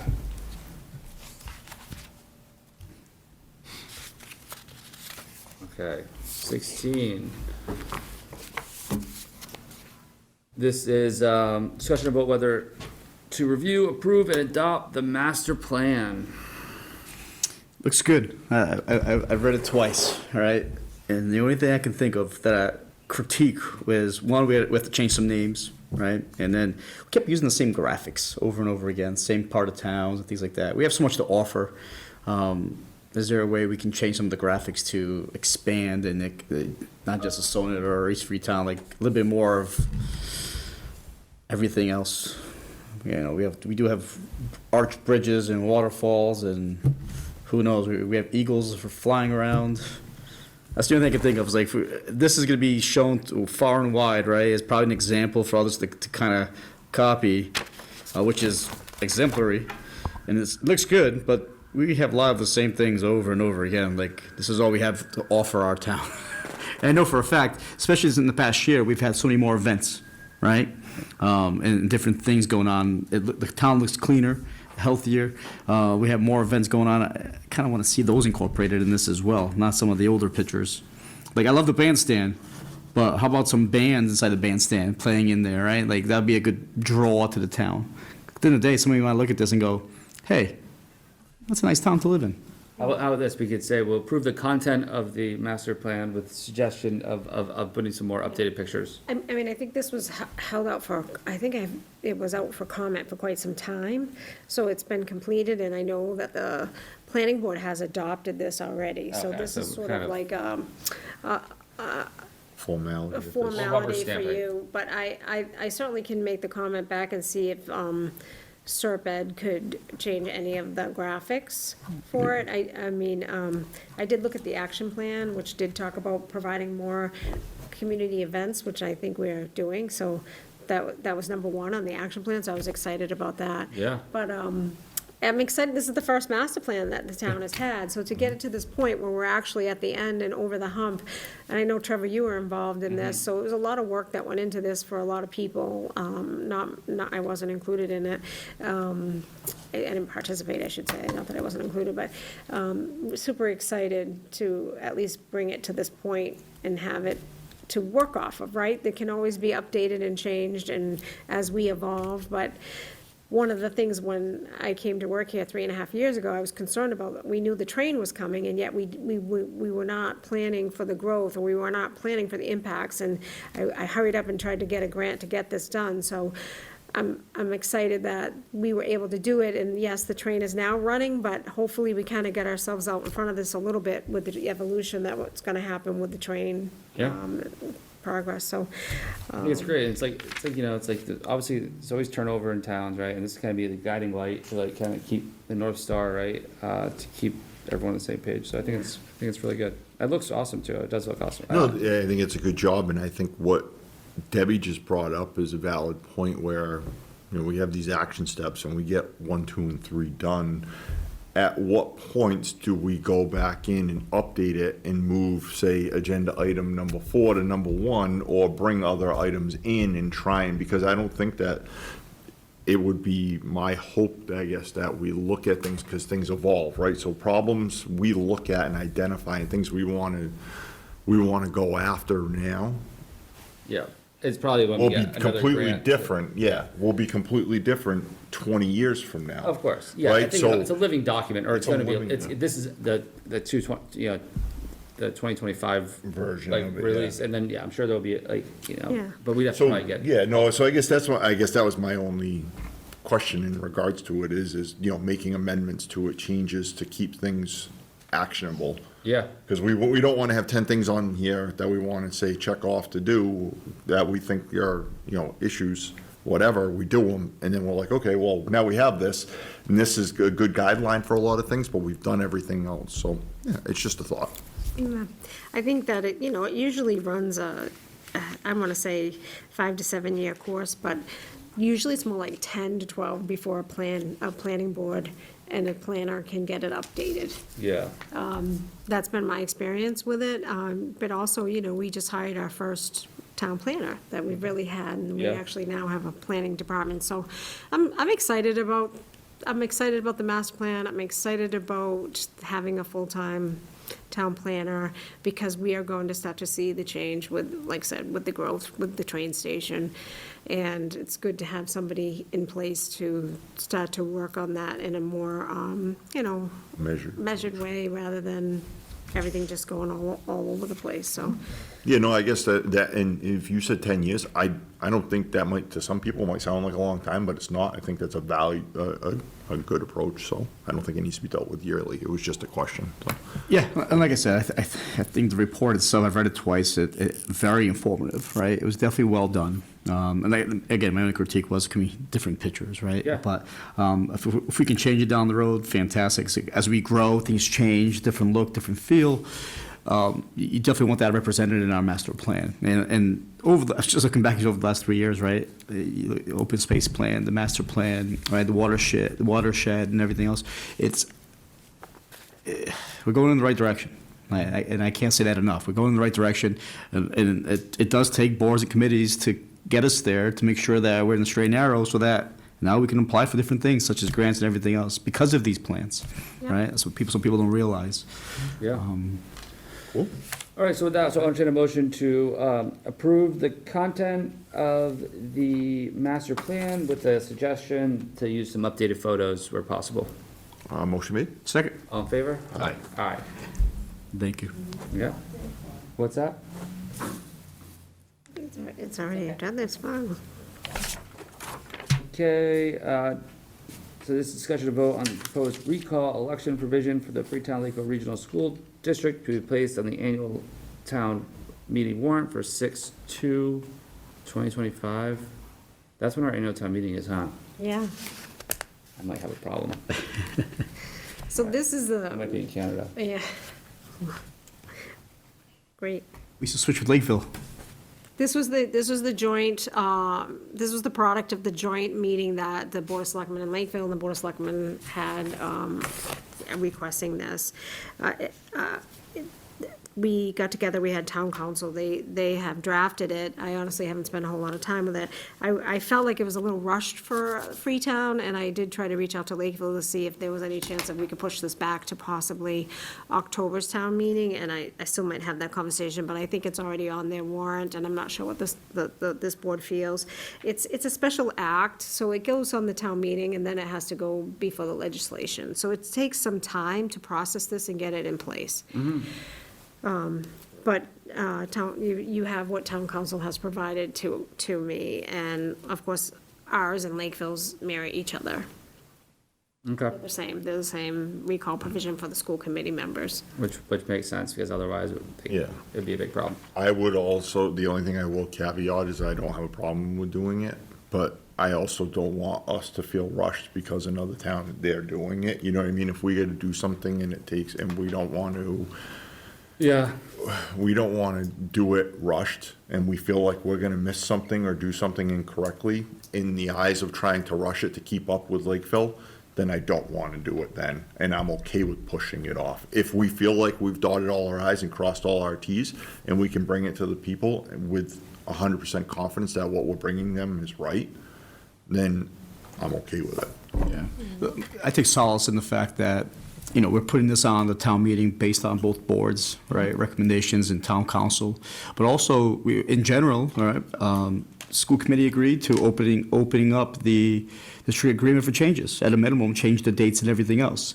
So I still believe we pursue that process. And in the event we are maybe rushed or we forgot something, while the agreement's open, we can always add that back in or change it because the district agreement is open between both towns, right? So that could be done at the local level just by the school committee approving it per council.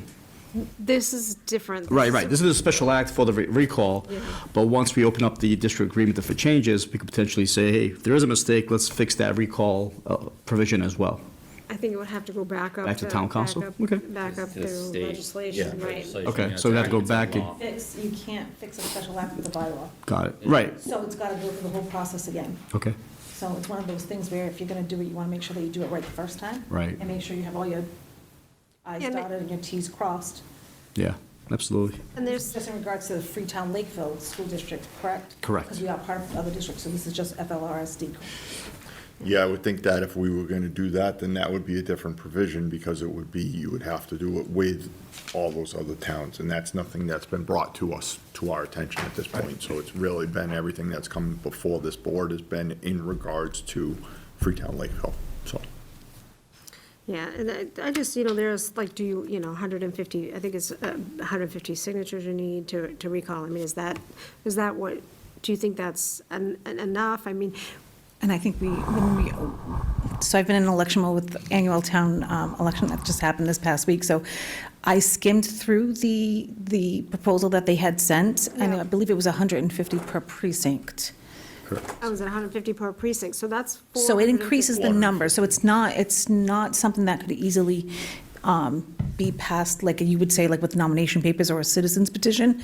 It is a little bit more restrictive, or I don't want to say restrictive, but I mean, a little bit more difficult. It's not an easy go. Well, yeah, it says here So when it's by highlighted. district, so by precinct, and don't forget too, with the potential for growth, Yeah. if we become 4 precincts. When does that happen, Charlotte? Is there a certain number? So that comes out, it comes out with the federal census, that happens every 10 years. So the past one was 2020. We started reviewing that in 2018, but the finalized version didn't come out until 2021 because we had this little thing called the pandemic. So everything was a little late. So come 2028, which is right around the corner, where the state's going to start with the federal censusing and taking a look at that. So. What it looks like here, it says it's 150 voters, and it looks like 10% of the registered voters within each precinct. Right. Yeah. That was what I was going to say exactly, my exact thing, yeah. So if you're at 7,500, give or take now. Right. 750, so Yeah. it's more than the 450. Yeah. It's really 450 with, Yeah. and 300 additional, not mattering what precinct, if I'm understanding that correctly. So how many do we have at the recent election? 285? 285 total voters, but it was different, yeah. Right. I'm just saying. Completely different. Yeah, I know. Reasons. But it's, Yeah, absolutely. It's But not an easily passable thing. Yeah, okay. I mean, I'll continue to work on it. Just wanted you to be aware that this is where we were at. Yeah. That we had a meeting with both, with town council, with Lakeville, and the clerks from both towns. We've talked about this. And they sent it over to us, and now I haven't really spent a lot of time reviewing it. But I'll continue to work on it and get it ready for town meeting if that's the wish of the board. Okay, I mean, so are we comfortable with voting for this now? All right, so I'll entertain a motion to put the recall election provision on for the Freetown Lakeville Regional School District on the, to be placed in the annual town meeting warrant for 6/2/2025. I'll make that motion. Yeah, I mean, I guess, yeah, I'll second it. I just hope that we have everything in place, so that's really what I worry about. I understand. All right, all in favor? Aye. Aye. All right. Over to Selectman Lopes. All right, thank you, Mr. Chairman. All right, Personnel Board, item agenda 18, discussion and vote whether to hire a seasonal part-time temporary clerk to cover leave 5/1/2025 through 8/29/2025. So this one's pretty straightforward. We're gonna need coverage. Someone that will be going on maternity leave, and we need someone to make sure that they're trained and ready to go when that person decides it's time. Okay. So, nothing we haven't known. This is just makes it official and puts it out on the board internally first, then it goes out to the general public. Sounds good. Yeah, no, I don't have a problem with it, and then maybe if we have a position open up for them, we can transfer them, right, like to something else. Yeah, the goal is always to train them, and if we can keep them and then move them within, that's the goal, right? Move them around and keep increasing their steps and everything else. So that has certainly been the case over the past few years. We've done a lot of hiring, but we've also kept a lot of them as well. Yeah. So.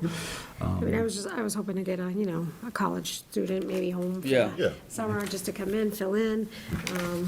So, It is a nice college job, nice little college gig. and that would be a good, Oh, you know what I mean? absolutely. I guess that's a very valid point. I'm just Yeah, thinking of yeah. if we hired someone and we decided that we really liked them and they could stay, then hopefully we can find a way to keep them. So I think Yeah. this is, it's a never know. no-brainer. It's just I never me know. bringing it up. So. All right, I entertain a motion to hire a seasonal part-time senior, let me rephrase that. I entertain a motion to hire a seasonal part-time temporary clerk to cover leave 5/1/2025 through 8/29/2025. Make that motion? I will second it. All in favor? Aye. Aye.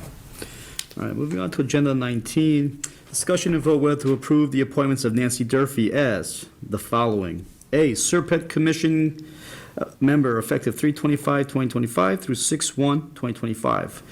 B, Serpent Joint Transportation Planning Group, JTPG representative, effective 3/25/2025 through 5/31/2025.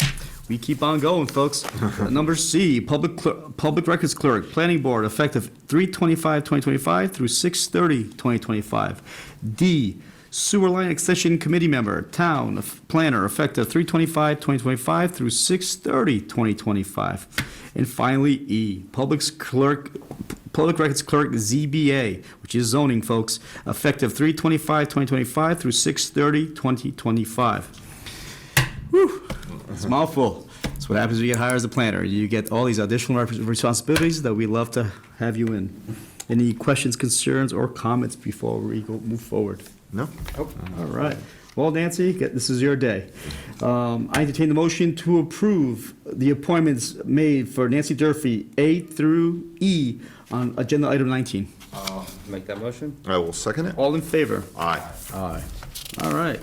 Continue on and back to agenda item 20, discussion and vote whether to approve the following. We already did it. Yeah, I think Did I already do it? We did A through C. I am good. All right. All right, and now kick it off to Selectman Zager. Thank you.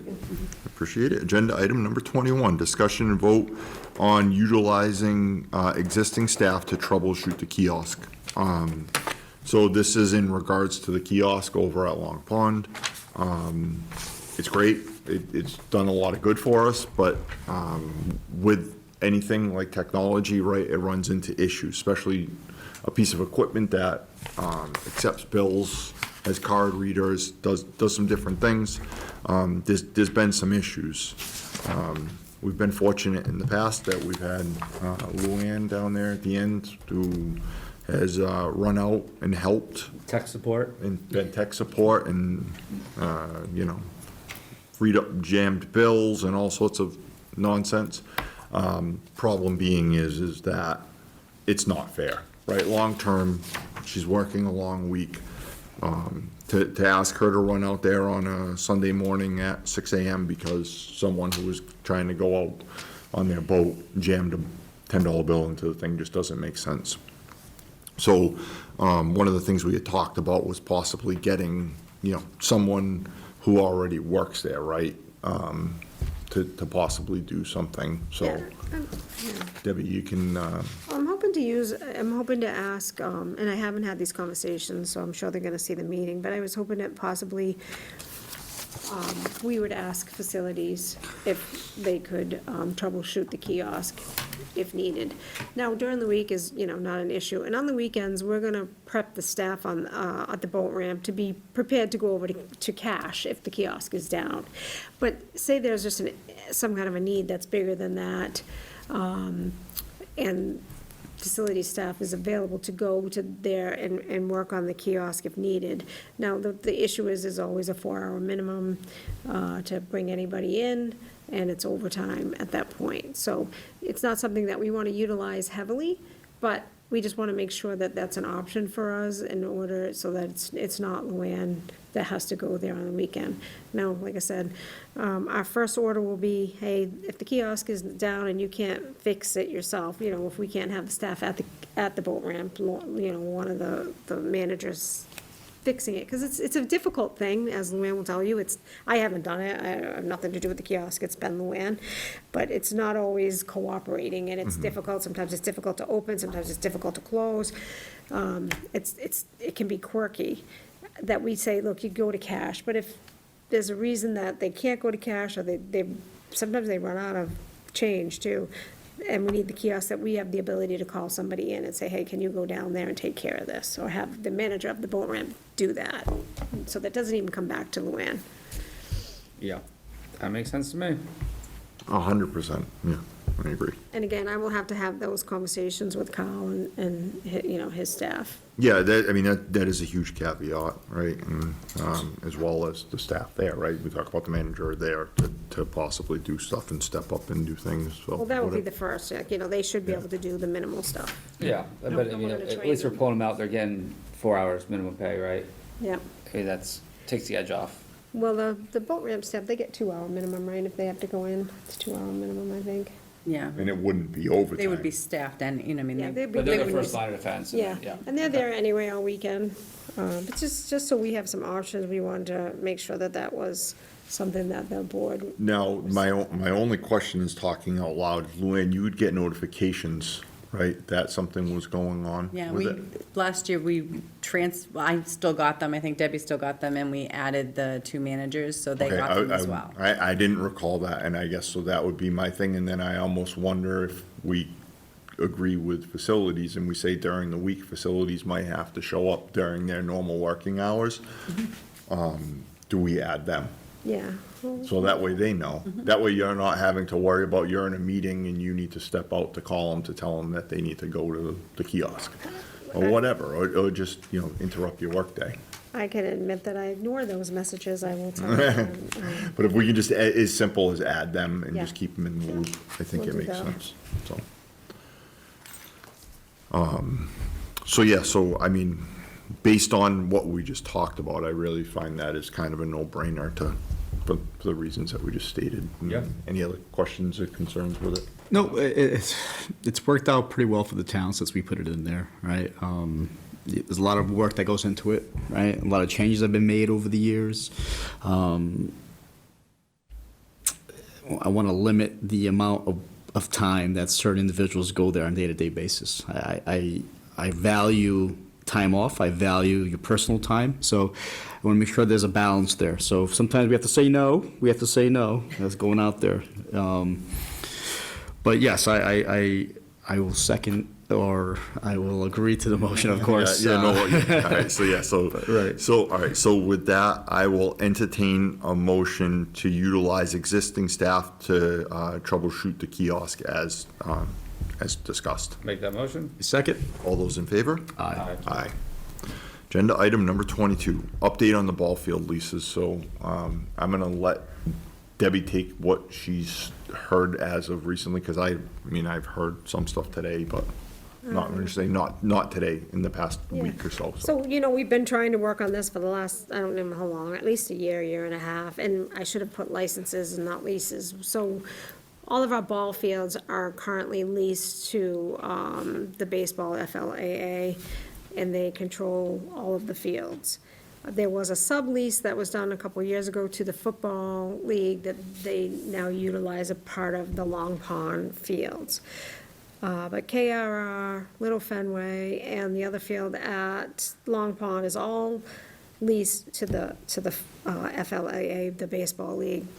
A couple of years ago, we approached them and asked them if they were willing to relinquish that lease in favor of these licenses, which would give other organizations, recreational organizations, the opportunity to have some fields as well. And these other organizations are willing to, make the fields their home and improve them and be able to use them. So we have tentatively agreed to have, KRR Resendes will have, the agreement was 2 fields for softball. Of course, baseball would keep Little Fenway in the 4 fields there and 1 field at Long Pond. Football would stay at Long Pond. And we offered an opportunity to soccer to have a space at KRR that they would have to do some work to get a field there, but that they could utilize. A lot of these organizations are renting fields from Lakeville, and they have to pay a substantial sum to use the fields in Lakeville, whereas we as a town do not charge our recreational teams to use the fields that we have. There has been some further discussion about baseball relinquishing the 3rd field that they have at KRR and allowing softball to have the 3 fields over at KRR, with the caveat that if they weren't utilizing it and baseball needed a practice field, that they would let them use it. And that's sort of the agreement, is that if you're not using it and somebody else can use it, you need to relinquish it to the other person. I think baseball they were meeting this week coming up, and they're gonna have a vote. I haven't heard the results of that as of today. But we're actively, again, working on these, and I hope to get them done and over the hump, hopefully this month. So you're gonna see this come back once I hammer out the questions from all of these organizations. But I'm excited to get this done, because I'm excited to see that the softball organization will have some hometown fields that they haven't had in some years. And I'm hoping that they maybe make KR Resendes like Little Fenway, and as nice as that for our. That's all the opportunity, right? Yeah, for our Beautiful teams location. and stuff. Oklahoma City. It's a beautiful location. So that's really all I have, but it's an ongoing thing. And it was great the way you put that, because I 100% agree. One of the things that's been talked about is if any leagues decide to not participate, that we would then hold the land within, so I'm gonna use KRR, if we have that 4th field and we have some space that we gave to soccer, if they decide, hey, we don't want it, we're gonna hold it as a town, and then that way we can decide if we wanna divide it, because it might be that, lacrosse comes to us and says, hey, we wanna use this, right? So whatever, so I'm not trying to hurry up and divvy up everything. If it means that some of it just stays kind of under the town's control at this point, then that's what we do, because I think if at nothing, what we learned with giving an umbrella lease over everything is things change, right? Softball's bigger now, right? We have all these different things that are putting a bigger demand on the space. So, we've shortened the agreements so that we can revisit this. Yeah, we can visit this a little bit more, and we can also look at these other parcels. So I think overall, I think every league should be happy. But to Debbie's point, there's these little pieces, little caveats of different things that they're coming back with input from. Debbie's working it all in. And then we'll have the official licenses back to the board soon, and then that way we can get everything signed off and actually move forward and get it off the desk. I know. I'm excited to get this Yeah. one moving. And I think that, just so you know, I'm always looking for more land for if there's something that comes up through the town where we're taking tax title through land or something, because it's exciting to see the kids. I think the numbers that I've gotten, which don't hold me to them, but there's about 320 in the baseball organization, and about half of that, 160 in the softball organization. Quite a lot of folks, So it's kids. great, right? And I don't know football numbers, I don't have that, and we had field hockey kind of interested, but they've backed out now, but you don't know, they might come back. So, love to see this, love to see the kids utilizing the fields. It's great. It's really good for the children on the town to have this. That's one thing that going back to my open space and recreational days when we created OSRAC, 2018, 2019, one of the things we looked at were the ball fields and the leases and the things in there that I wouldn't sign then, I wouldn't sign now, right? On both sides of the table. And over the years, other towns, taking their example, they've raised their prices, how much they charge per head, per child, right? Neighboring towns are gonna be increasing those prices next year. Right, so that might drive people out. So having the options available to us to allow other groups, smaller groups that wouldn't be able to take on the financial burden of an increased rate is appealable. Oh, absolutely. I mean, it's definitely what we've learned, that one of our biggest draws for these groups, these organizations to want to come in as well with kids from our town is that they don't have to pay per pupil to use the fields. So the only thing I wish we had in town, right? The only thing I wish we had in town is an indoor dome, an indoor facility for all our athletes. All our athletes, as your child gets older, right? You're going to be traveling around all the neighboring towns multiple times a week to try to find an indoor place.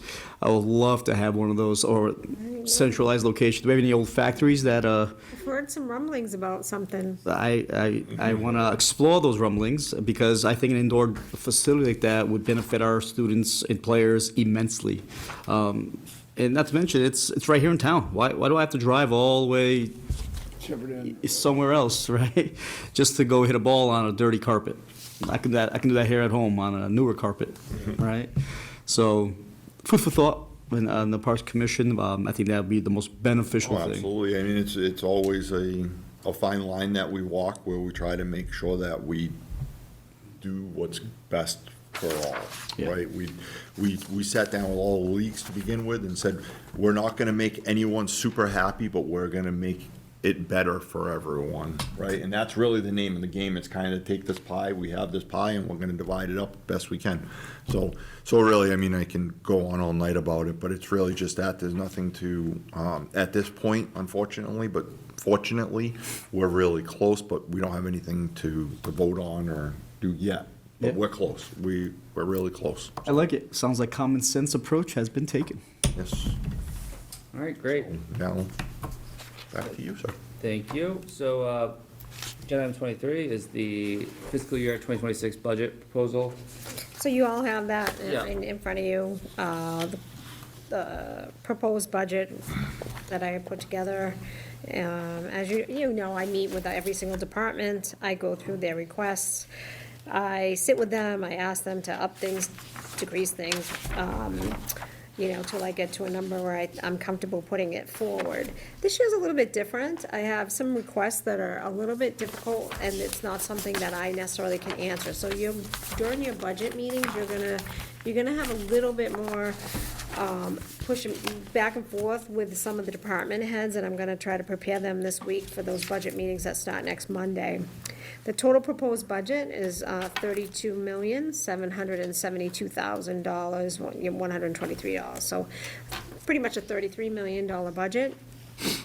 As the budget's presented, it looks like we have the tax levy with new growth to satisfy that budget number.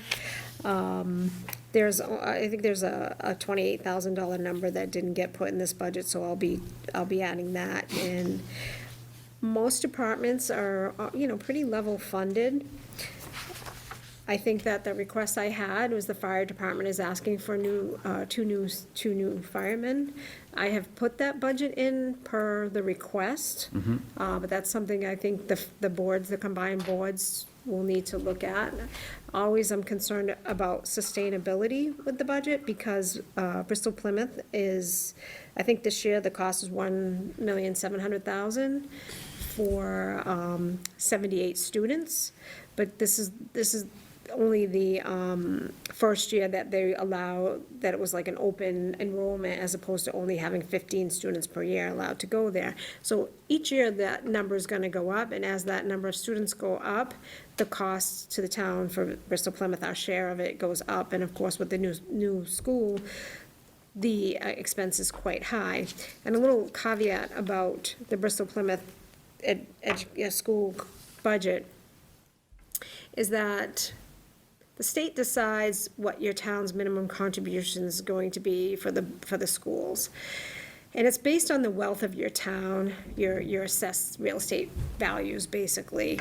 And I don't know the calculation, although I did review the calculation my first year here, because we paid more than Lakeville, and I was confused by that, so I went through this whole calculation. It's very cumbersome.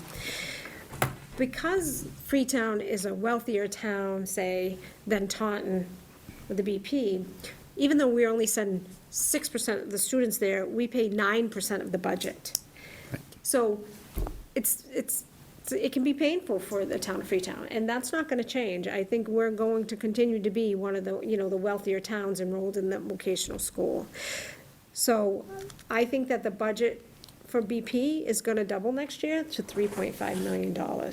So when I tell you, and I look at these budget numbers, I am trying to be careful for sustainability. So that's why I bring up adding 2 new firefighters, although I think there's reason and reasons to do that. I'm worried about the MBTA, and we already see the impacts of the MBTA, right? And what that's gonna do on our infrastructure and on our first responders. I also wanna caution you that BP number is going to go up quite quickly and quite a bit, that I don't think new growth is gonna cover it. And so I don't wanna put us in a position where now we're looking to do an override, or that we're cutting positions. So just keep that in your mind as you go through the budget numbers, as I do. The police had asked, I think, for another lieutenant position. I did not include that, I backed that out. I don't think timing of that is good, but again, these are things I'm gonna ask these department heads to present to you. Yep. A lot of the department heads have asked for quite substantial raises, so through the personnel chair and FinCom chair, we discussed, everybody had included a 2.5% COLA. We added a 2% wage adjustment, so there's a 4.5% to bylaw employees, but they have asked for substantially more than that. And so I'm going to ask them to present their information before both boards at these budget meetings. So this budget, where I usually feel like I'm at a 98% completion, I'd say this one's about 88% completion, because there are things that need to be answered at those meetings that I didn't feel I could just decide. I will, but I wanted the boards to listen and interject what their opinions were. One of the things with the community program director, Kylie, who's working as an outreach worker as well, is asking for a full-time position and to combine those two. I've asked her to write the job description and what that would look like and where it would fall. Like, does it, community program director is a department head. They run their own budget. They control their own budget. Outreach worker works underneath Rebecca at the COA, kind of different positions.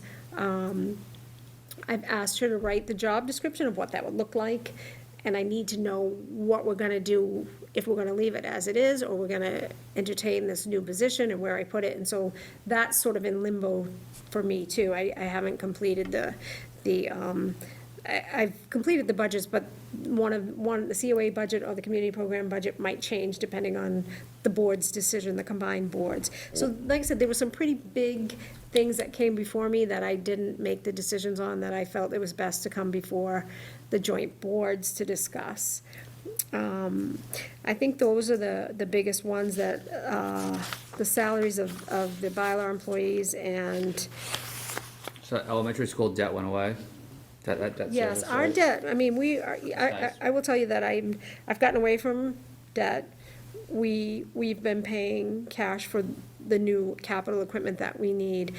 I have been warning department heads for the last 2 or 3 years to get their capital needs met, because the budget's gonna tighten, right? We know that this is coming, and now I don't know if you're aware of what's going on with the school budget, but they came in, they reduced their budget, so it's pretty level funded for the regional school district. But there's a big push to not approve the budget and let the union continue to negotiate.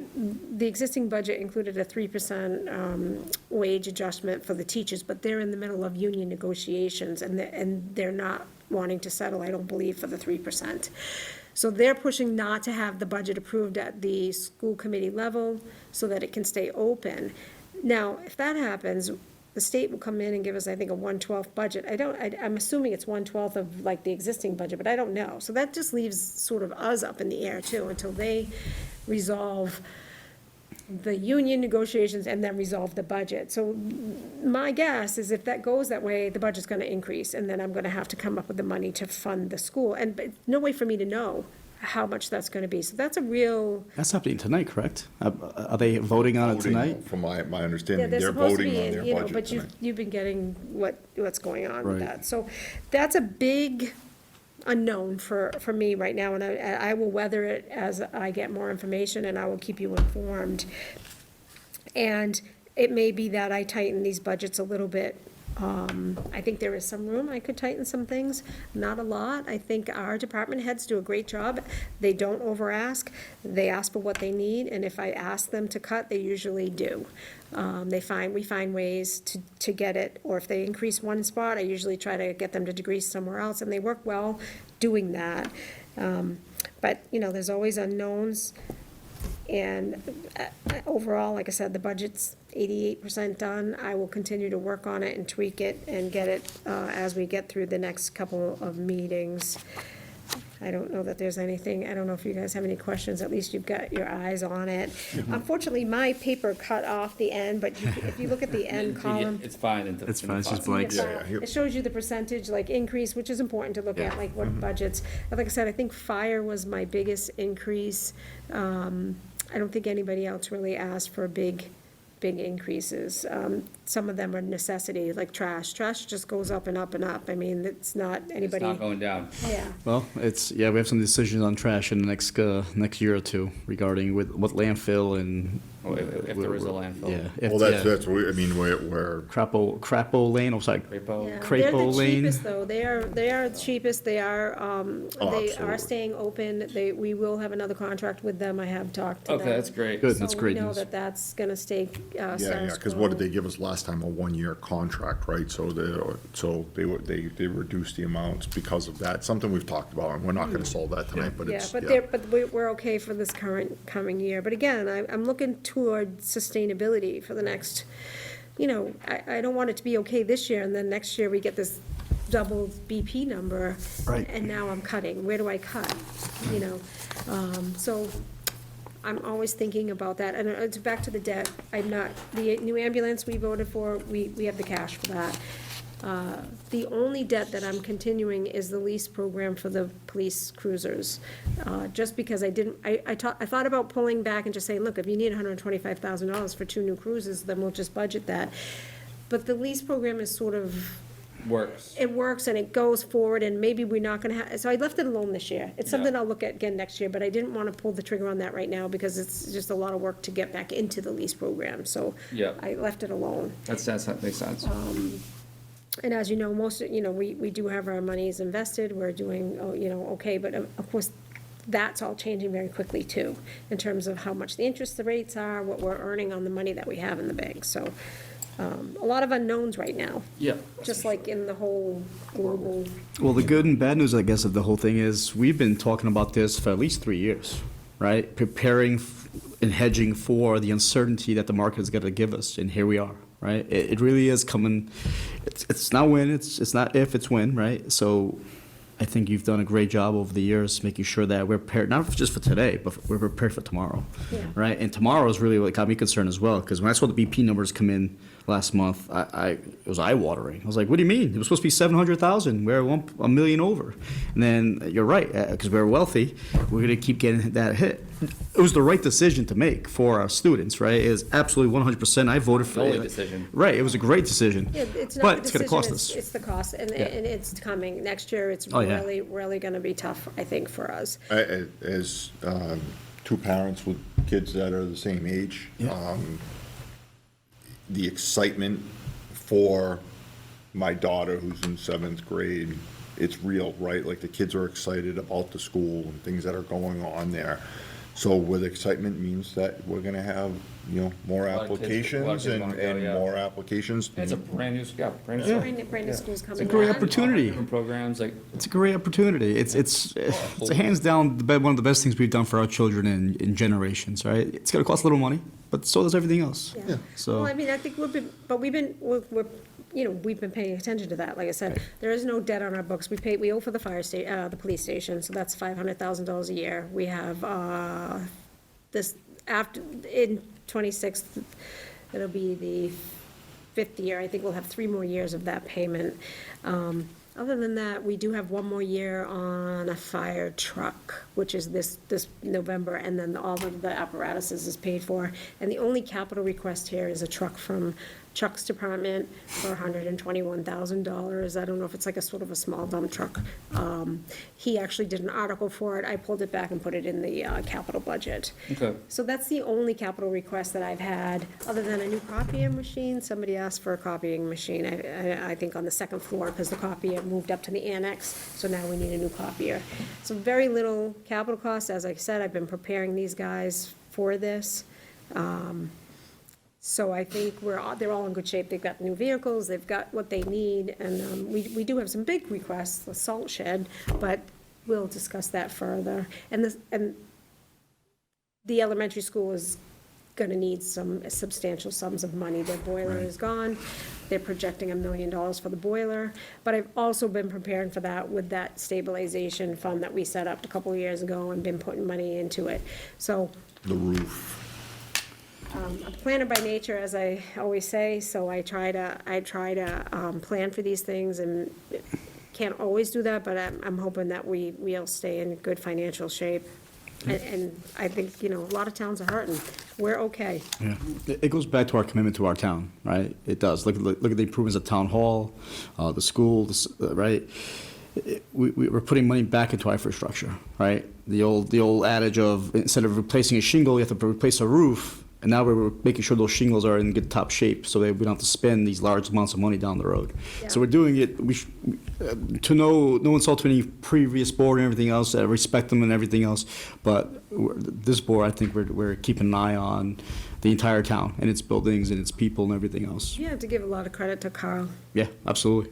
because he's doing a good job with that, and he keeps, we work well as a team, and he's not afraid to get it done, and so that's been helpful.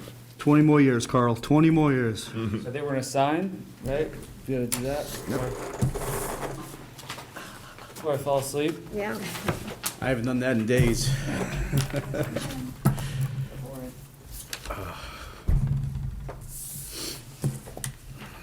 Let's see if the,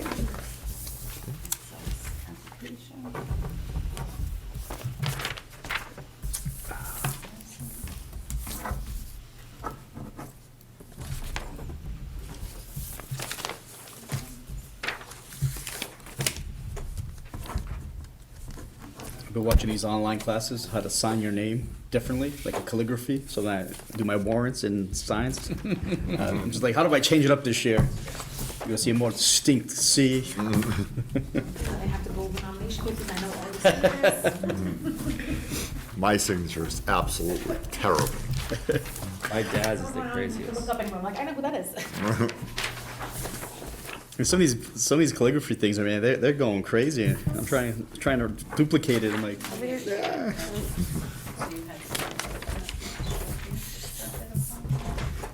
I feel like the more I do it, the worse it gets. It's the problem, right? Like, as the older I get, I'm just, what is this? This is the asbestos thing. I think this is for. and it's still, I've seen your signature, it's way neater than mine. Treasure. It's just me too, right? Yep.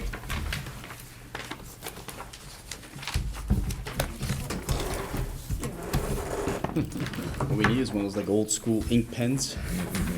Right, I mean, can we throw that in the budget? Yeah, that's just, yeah, they're just giving you the quote, so they're. The ink pens with the big, I want a big feather on them. Little feather on there. Quill. Town clerk.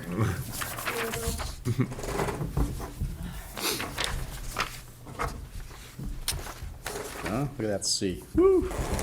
Impressive. Now people will be like, that's not his signature.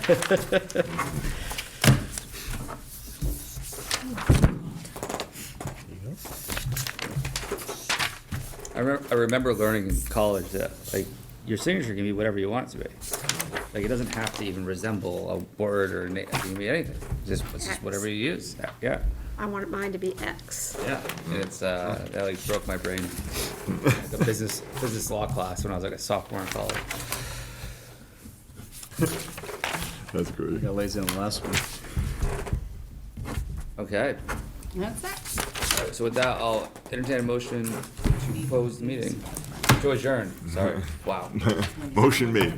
Second. All in favor? Aye.